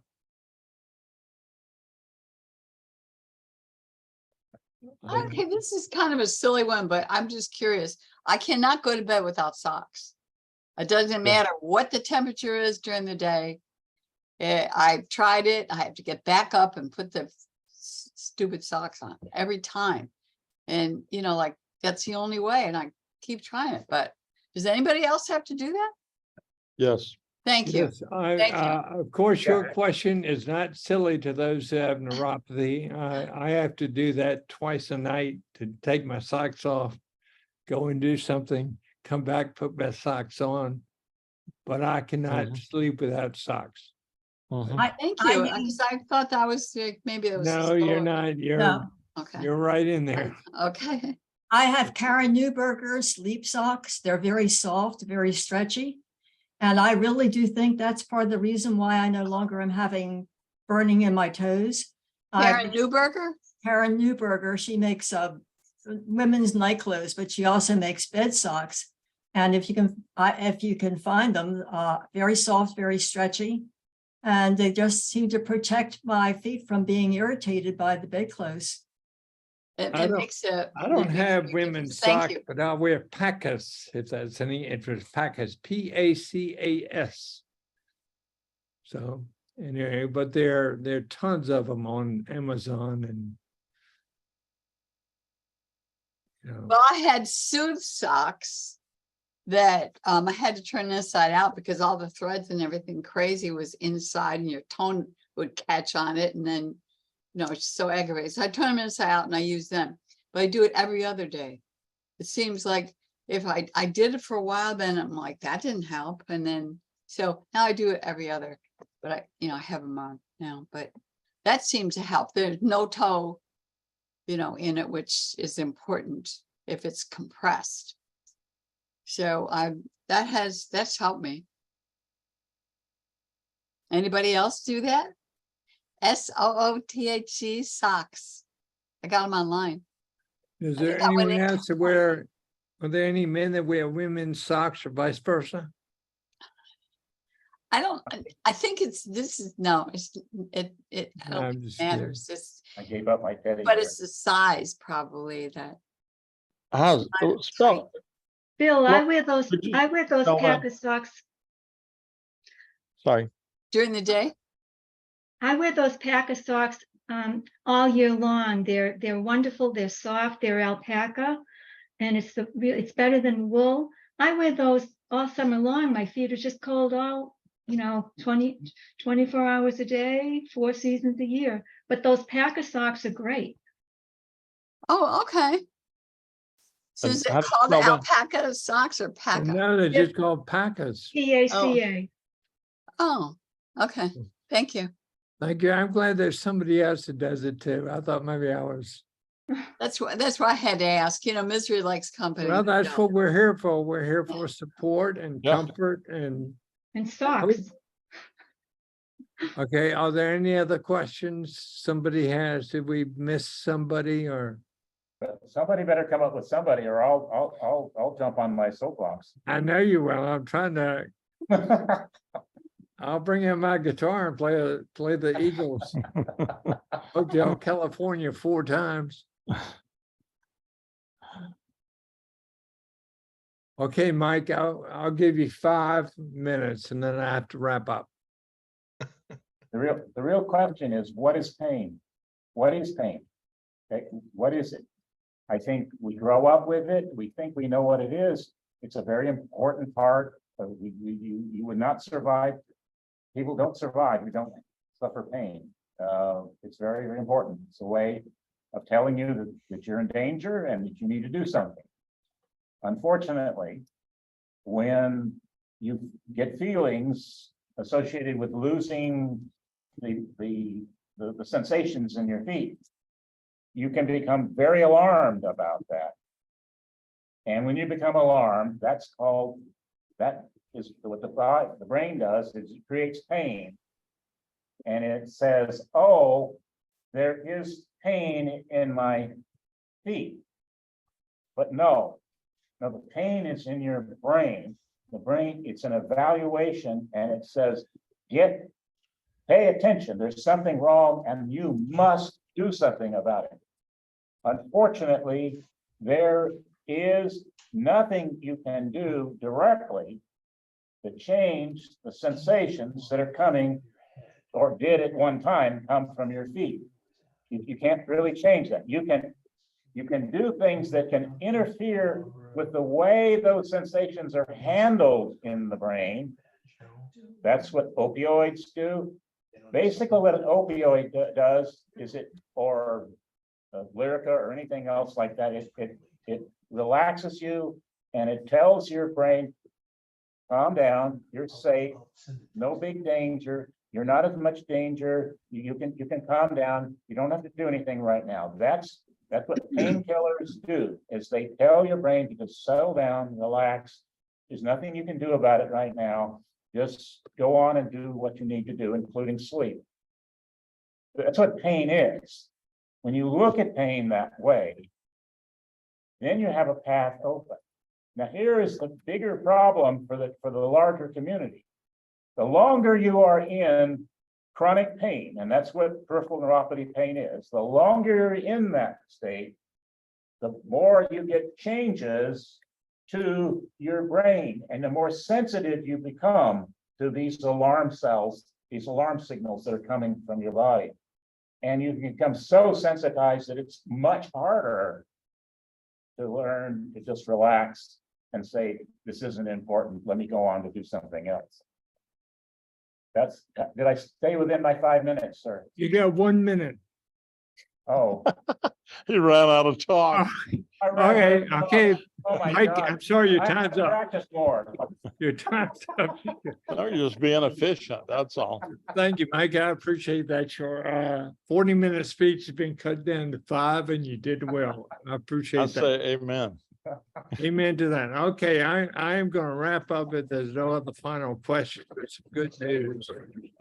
The good news is, I'm going to read it, is that there is a renewal of the PN designation as an eligible condition under the FY24 Defense Appropriations Bill. This allows researchers to request funding for their projects along with 50 other conditions from a total pool to be determined, which is approximately $370 million. So we are now back on the list for the third straight year, which is good. Number 2, also the foundation has reported that due to their advocacy efforts, the Senate Appropriations Committee took important steps to recognize the need for PN research, as well as the need for NIH to make a more coordinated, focused approach by including language to the effect in the FY24 Labor Health Human Services Education Appropriations Act.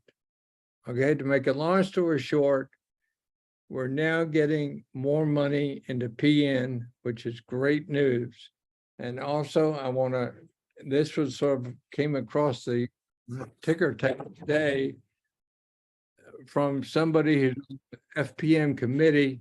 Today, I am writing to announce a matching gift paying. I am pledging to match $50,000 in gifts to FPM through September 30th for the sole purpose of funding more research to find improved therapies and cures. It's only to research that we find cures. When you make your gift during the gift matching campaign, you will have it doubled. Okay, so to make a long story short, we're getting more money for research. They promised a cure. I don't know if you will ever find a cure, but we can certainly, I know of two medical companies, when Santor and when Avatars are two groups making, one is making a drug called PZ and one is making a Quatenza patch, which are specifically used for people with neuropathy, and they should be coming out soon. So obviously things are happening and money is coming into the foundation, and with the money from the coming in for research, I think we'll be in better shape, so that's a good thing.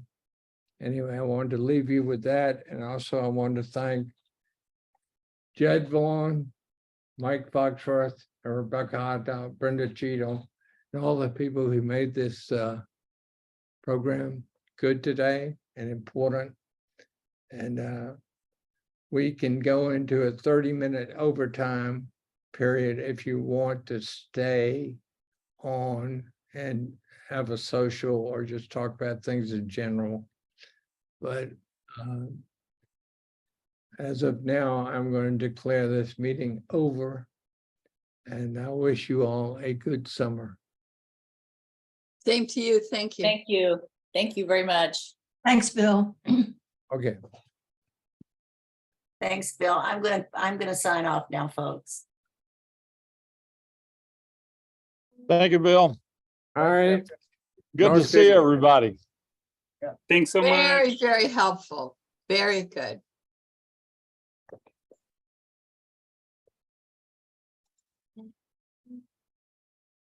Thanks also, Bill. See you in September. I don't know if anybody else has done this, but we have our doctor, we finally got older than he did, and he retired. So we had to find a new primary care provider. And I have found a really interesting, very intelligent, kind, compassionate, young doctor. And he said he would welcome my giving him an informational sheet on peripheral neuropathy that he could hand out to his patients with neuropathy. And on it, I thought I would put the Foundation for Peripheral Neuropathy's website and our organization and the Western organization as three places that people new to peripheral neuropathy could really benefit from. And I think it might be something that others might like to do is if you have a general practitioner or an internist in our case, and they're young, they're often more open to information. And I have found that most doctors know next to nothing about neuropathy. So I was very pleased that when I asked him if he would find this at all interesting, he said, absolutely. If I make a sheet up, he will make copies of it and hand it out. So just something to think about. I think we need to have a little kind of perspective on why doctors don't know anything. And the answer is that in all of the time they were being educated and working as doctors, unless they come into the medical profession in the last few years, and I think they probably last 5 or 6 years, probably, there was literally nothing they could suggest other than taking various pain medications. And there was no research, very little research available to them, and there was nobody. So why talk about it? You know, why offer hope when they didn't have any hope to offer? And that's the attitude of the doctors. They see it all the time, and there's absolutely nothing they can do about it.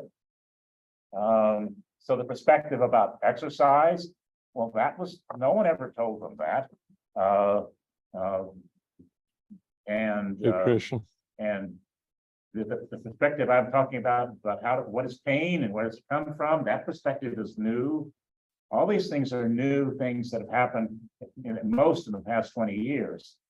So really, the newer doctors coming in are kind of excited about the fact that maybe there will be something they can actually do to help patients with, whereas the older doctors just threw up their hands. There's nothing they can do. And so why bother, digging into it? And Brenda, the brochure you're looking for, we've already produced. It's among others. It's on the website, and you can download it as a PDF. It's a two-sided sheet. You could print off 20 copies or so and give it to him, and that would be something that people could hand out. It would promote the group, but also it has useful information for people who are just coming to peripheral neuropathy. You know, it's a very beginning piece. It's not extensive. It's the first blush, and then it gets you to our website and other places. Thank you, Judge. And I thought we had done something like that, but I didn't have a copy of it. So I'll look for it Yes. online. Yeah, I'll send you the link, and it is on our website. So Super. it's And if Yeah. you want something smaller, Brenda, I'm going to see if you guys can see this Oh, if I hold God. it up. Oh, yeah. We sent a whole batch of these to Pat not long ago, and we then sent another batch to Steve Klitzman just recently. We made these up, Catherine Stenzel and I, just to get, a business-sized card summary of neuropathy with small printing, admittedly, just so people can have it, could hand it out. Well, that's a So- great thing for a waiting room. Yep. Or just a conversation piece. Pat's been passing them out, by the way. We will continue, as long as people want them, that's part of what our dues go for. We will print them up and send them to whoever wants them. So. We had business cards that we did back when we were meeting in Annandale. And we always handed them out at every meeting. But it's a little harder to hand them out over Zoom. I've got one, Glenn. I've got one. I just had to find it. Sure enough. Yeah. I'm always glad to see them making the rounds. And I will tell you that the process of editing this down so that it would fit on two sides of a card is a process that is probably somewhere akin to explaining alternate side of the street parking. So I'm glad we finally got it done. So Brian is still on the call. Brian, what are you up to?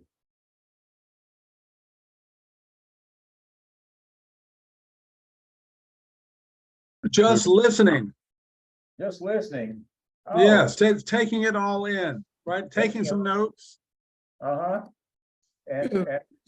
Good for you, Glenn. I wanted to ask you while I've got you here, how was I'm sorry I missed it. My daughter came in from out of town, but the gala for the Western. Yes. Is that a hoot? Yes. 2 weeks ago, we had what we were billing as a gala with fundraising and lots of entertainment. And this is because obviously in the aftermath of COVID and a lot of things in person going away, we used to have a conference every year, but that had gone virtual and the same stuff was being presented again and again. I think the people that were there enjoyed themselves because we gave out a lot of door prizes for, Zoom backgrounds and costumes and things of that nature. And, best neuropathy aphorisms, things of that, kind of thing. I would have hoped that more people would have come. We only had about 50 people. Part of what we were discussing sort of in the debrief of that is how we get more people involved in events like that or even involved in these groups. Simply because if you believe the statistics that 1 out of every 15 people is going to get neuropathy in their lifetimes, it means that there's an enormous number of people out there who are not in any way involved in any of this type of support or knowledge building at all. In fact, yesterday I said, little discussion we were having, if you think about all of the people who go each month to the various online support groups, it's maybe 250 to 300 people, and that's a tiny amount. I admit maybe some people are put off by the technical aspects of doing this. And occasionally, like WNA has a hotline, we occasionally get a phone call for somebody who just wants to talk by phone about neuropathy issues. But there's so many people out there with this, and they're not getting the support and information that they need.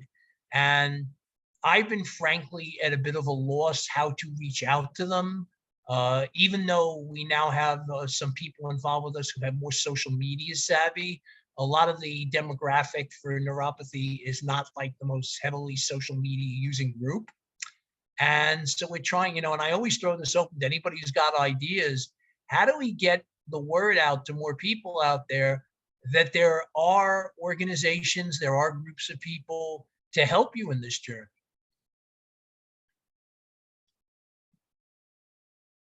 We've been trying that for years, right, Jed? Yeah, let me unmute. A few so ago, we were driving somewhere and we saw a bunch of people with purple shirts on. They were doing a march for Alzheimer's. And they were not all of them, most of them were wearing their purple shirts. We need that. We really do need that march type activity, especially here, especially if you live anywhere near a capital of some kind. The people in Sacramento, the people in Richmond.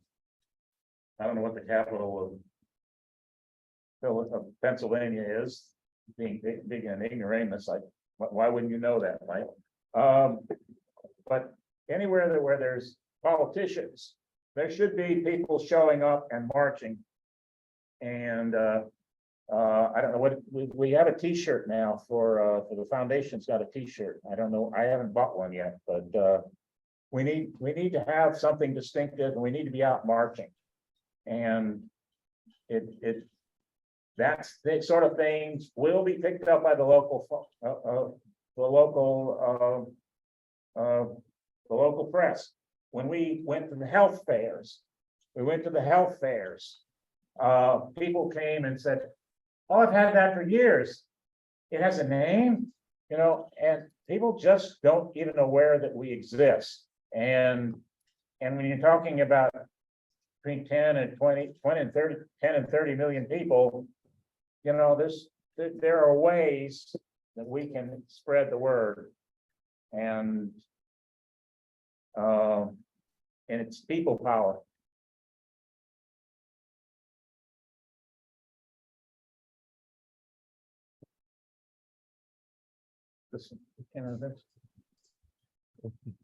I keep also waiting for, and people who have heard this before, I apologize for doing over the same ground again.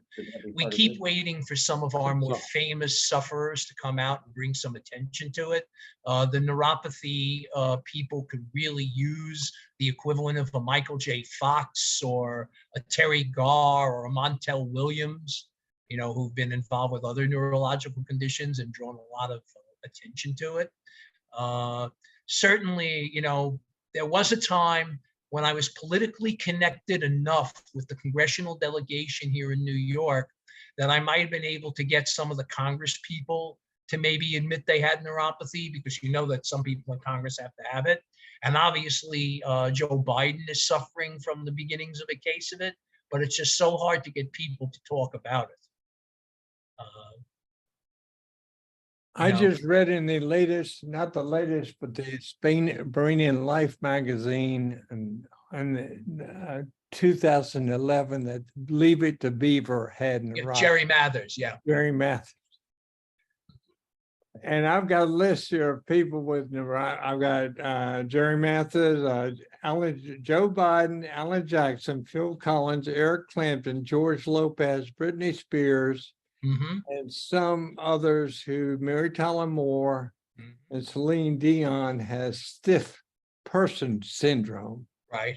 Andy Griffith had Guillain-Barré syndrome, knocked him out of his career for almost a year. Never spoke about it, though. Well, it's too bad we can't get some of those people who are still living to, I don't know, but we've got quite a few. Maybe that's the magic word, some. Maybe as you said, we need a group of them to get together. We need a poster celebrity. Yeah, get a group of them to say, hey, we all have this.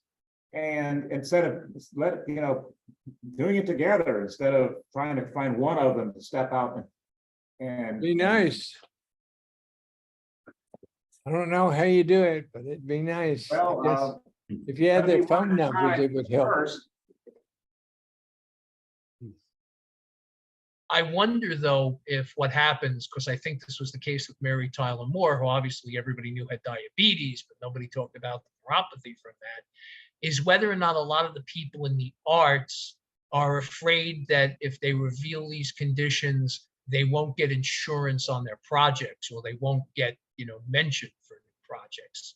It seems to be a concern, I think, among some of the acting, writing, directing crowd. And which is why I always give Michael J. Fox an enormous amount of credit for technically putting his career on the line to talk about Parkinson's.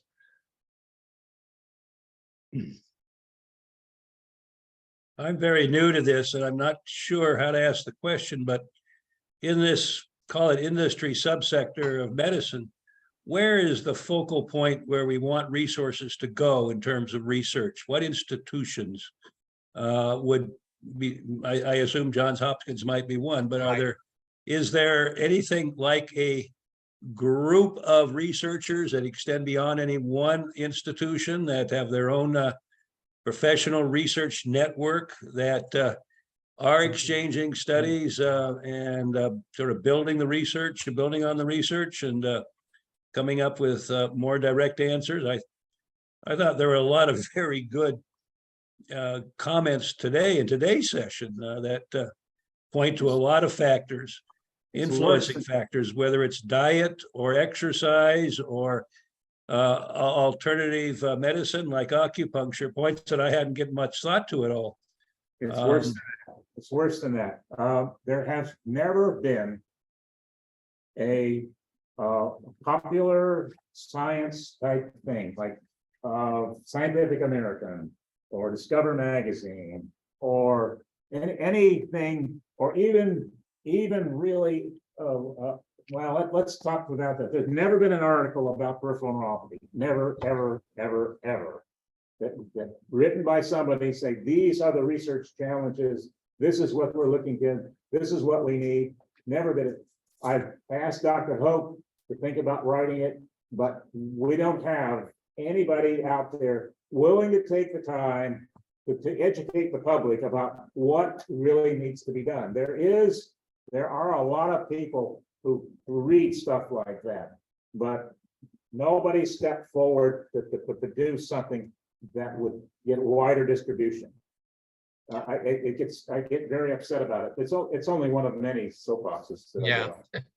And, I can certainly put a little information into that as well, because one of the problems in this particular sphere is that the various organizations involved with neuropathy have not always played well with each other. And we also have the legacy of the Neuropathy Association, which was a nationwide organization and had paid staff, actually going through a lot of scandal and corruption and becoming defunct back in 2016-17, after having been, involved for a long time. At their height, they had sponsored a neuropathy summit in Washington, D.C. that I went to and spoke at, and a whole other, batch of initiatives.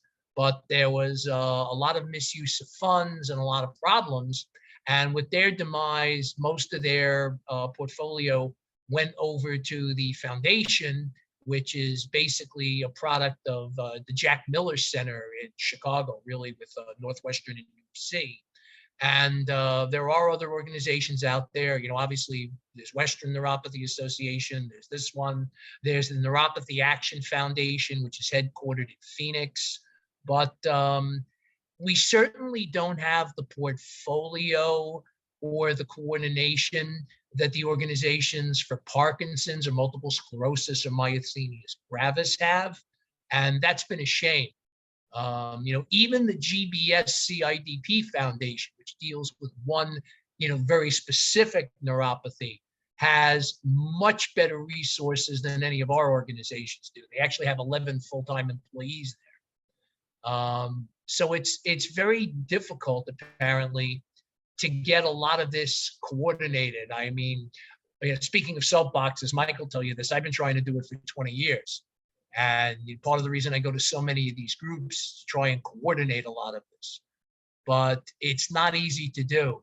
And Mike wrote a very, very, I think, important paper about why this tends to happen and why support groups tend to start up, be enthusiastic, and then fizzle out over time. I give him great credit for writing that paper about really the difficulties in sustaining the effort over time. It doesn't help that a lot of us are old and eventually die. You know, and we've been trying over at WNA to get younger people involved. I mean, I'm 63. Hopefully I'm going to be around a while. The newest person we have on our board, for those of some of you may know her, is Shauna Phelps, who is in her 20s and has neuropathy from a whole series of vascular autoimmune problems. And she's also very social media savvy. So we hope she brings that perspective to the table.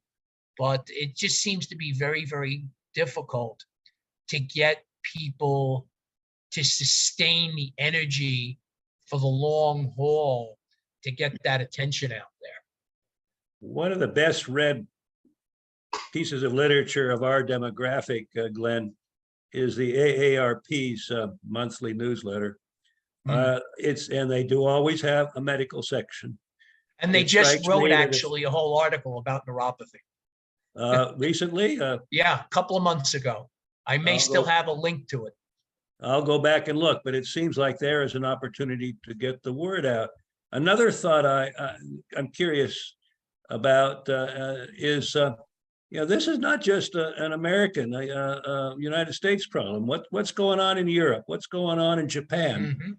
Is there information that we could be, from which we could be benefiting in this country on their experiences in addressing this particular neurological affliction? And if so, where would be the POC, the point of contact in the US for drawing on some of that experiential base?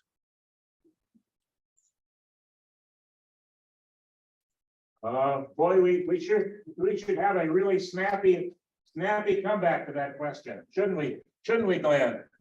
Gotcha, So, Glenn. Gotcha, Greg Glenn. Greg Masson did his best to, you know, we talked to him on a Zoom call about 2 weeks ago, and he did his best to ride across the country. And he's a Dutch cyclist that got on and rode across country. It took him 3 months and collected $100 grand or something for donations. But he tried his best to, and he's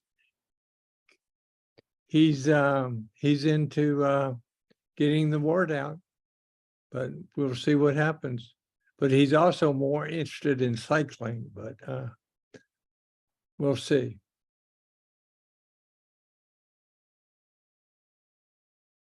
There are international organizations out there, though, but more of them seem to be involved with particular kinds of neuropathy rather than neuropathy in general. There's the Charcot-Marie-Tooth People International, and there's GBS-CIDP Org International. Be interesting, though, if we can get some of the people that sometimes come into our groups from the English-speaking world, from Canada and from New Zealand, Australia. Put it in the car, sure.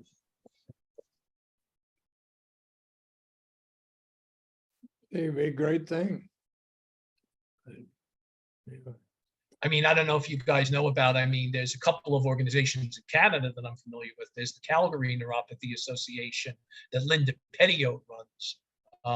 But again, it's small, you know, it's all volunteer, it's small. They do their best. They have their support group. They do presentations.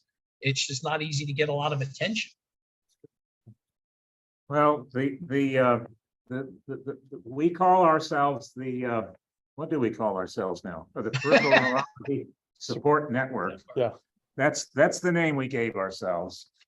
And we call ourselves a network because the original intention, that paper that Glenn kindly referred to, laid out the idea that there would be an organization, which frankly, we hope that the foundation would be, but it isn't, that would make a big effort to coordinate the efforts of the various groups to make sure that we're not on the same page, but that we're that we're coordinating our efforts, especially efforts like oh, everybody wear the same shirt and go march down to your legislators and talk to them, things like that. Perhaps, have a parade and all those kinds of things that will help bring awareness of the existence of us, not us, but of the disease.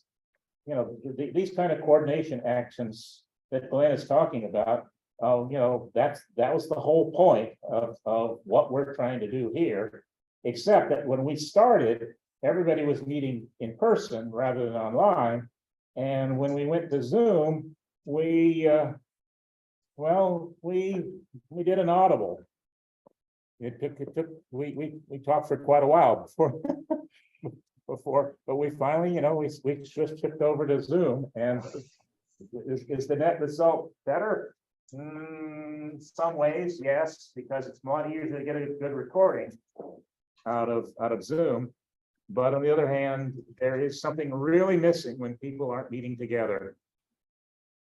But anyway, that was the idea of what we're trying to do is to really address what Glenn is referring to, is try to find some way to make sure we make progress together.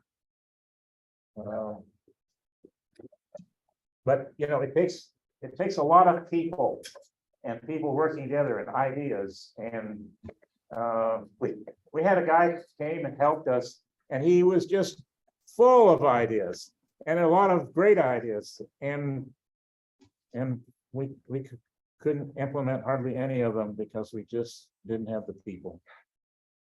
I think we're going to have to shut down, good. Have we stopped talking?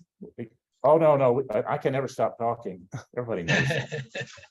I'm going to take your box away. Let's see.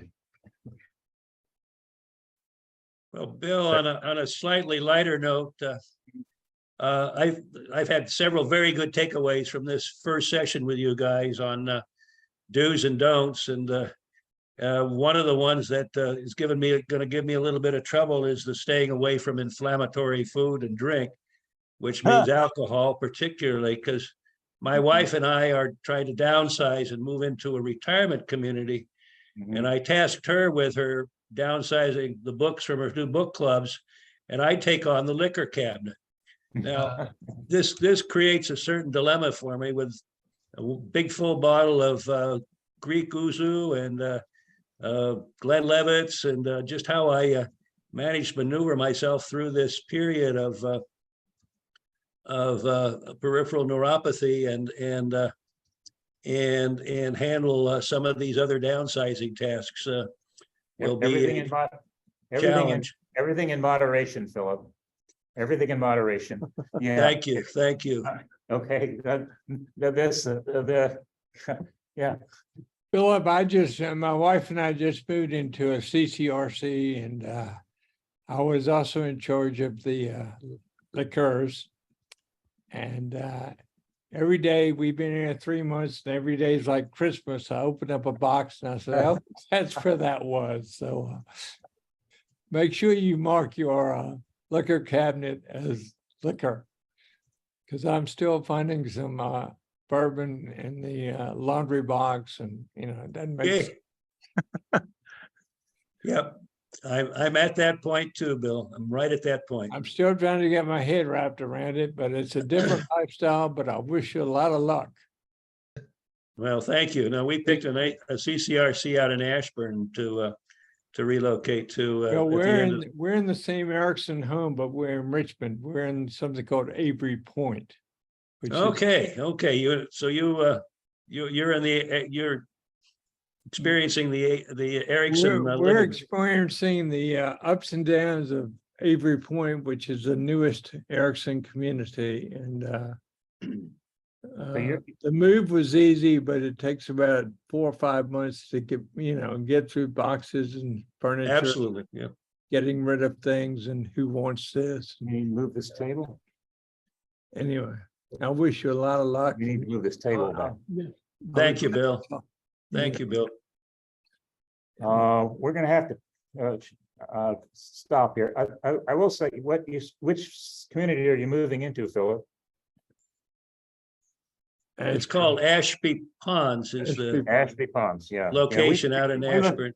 We looked into going there, but that takes a little bit more money than we thought we could put together. But we're glad we didn't move now because we have our son move back in with us after he got divorced, and he travels all over. He gets in his car and he goes and works remotely and travels all over the country, and we're now his home base, and that's kind of fun.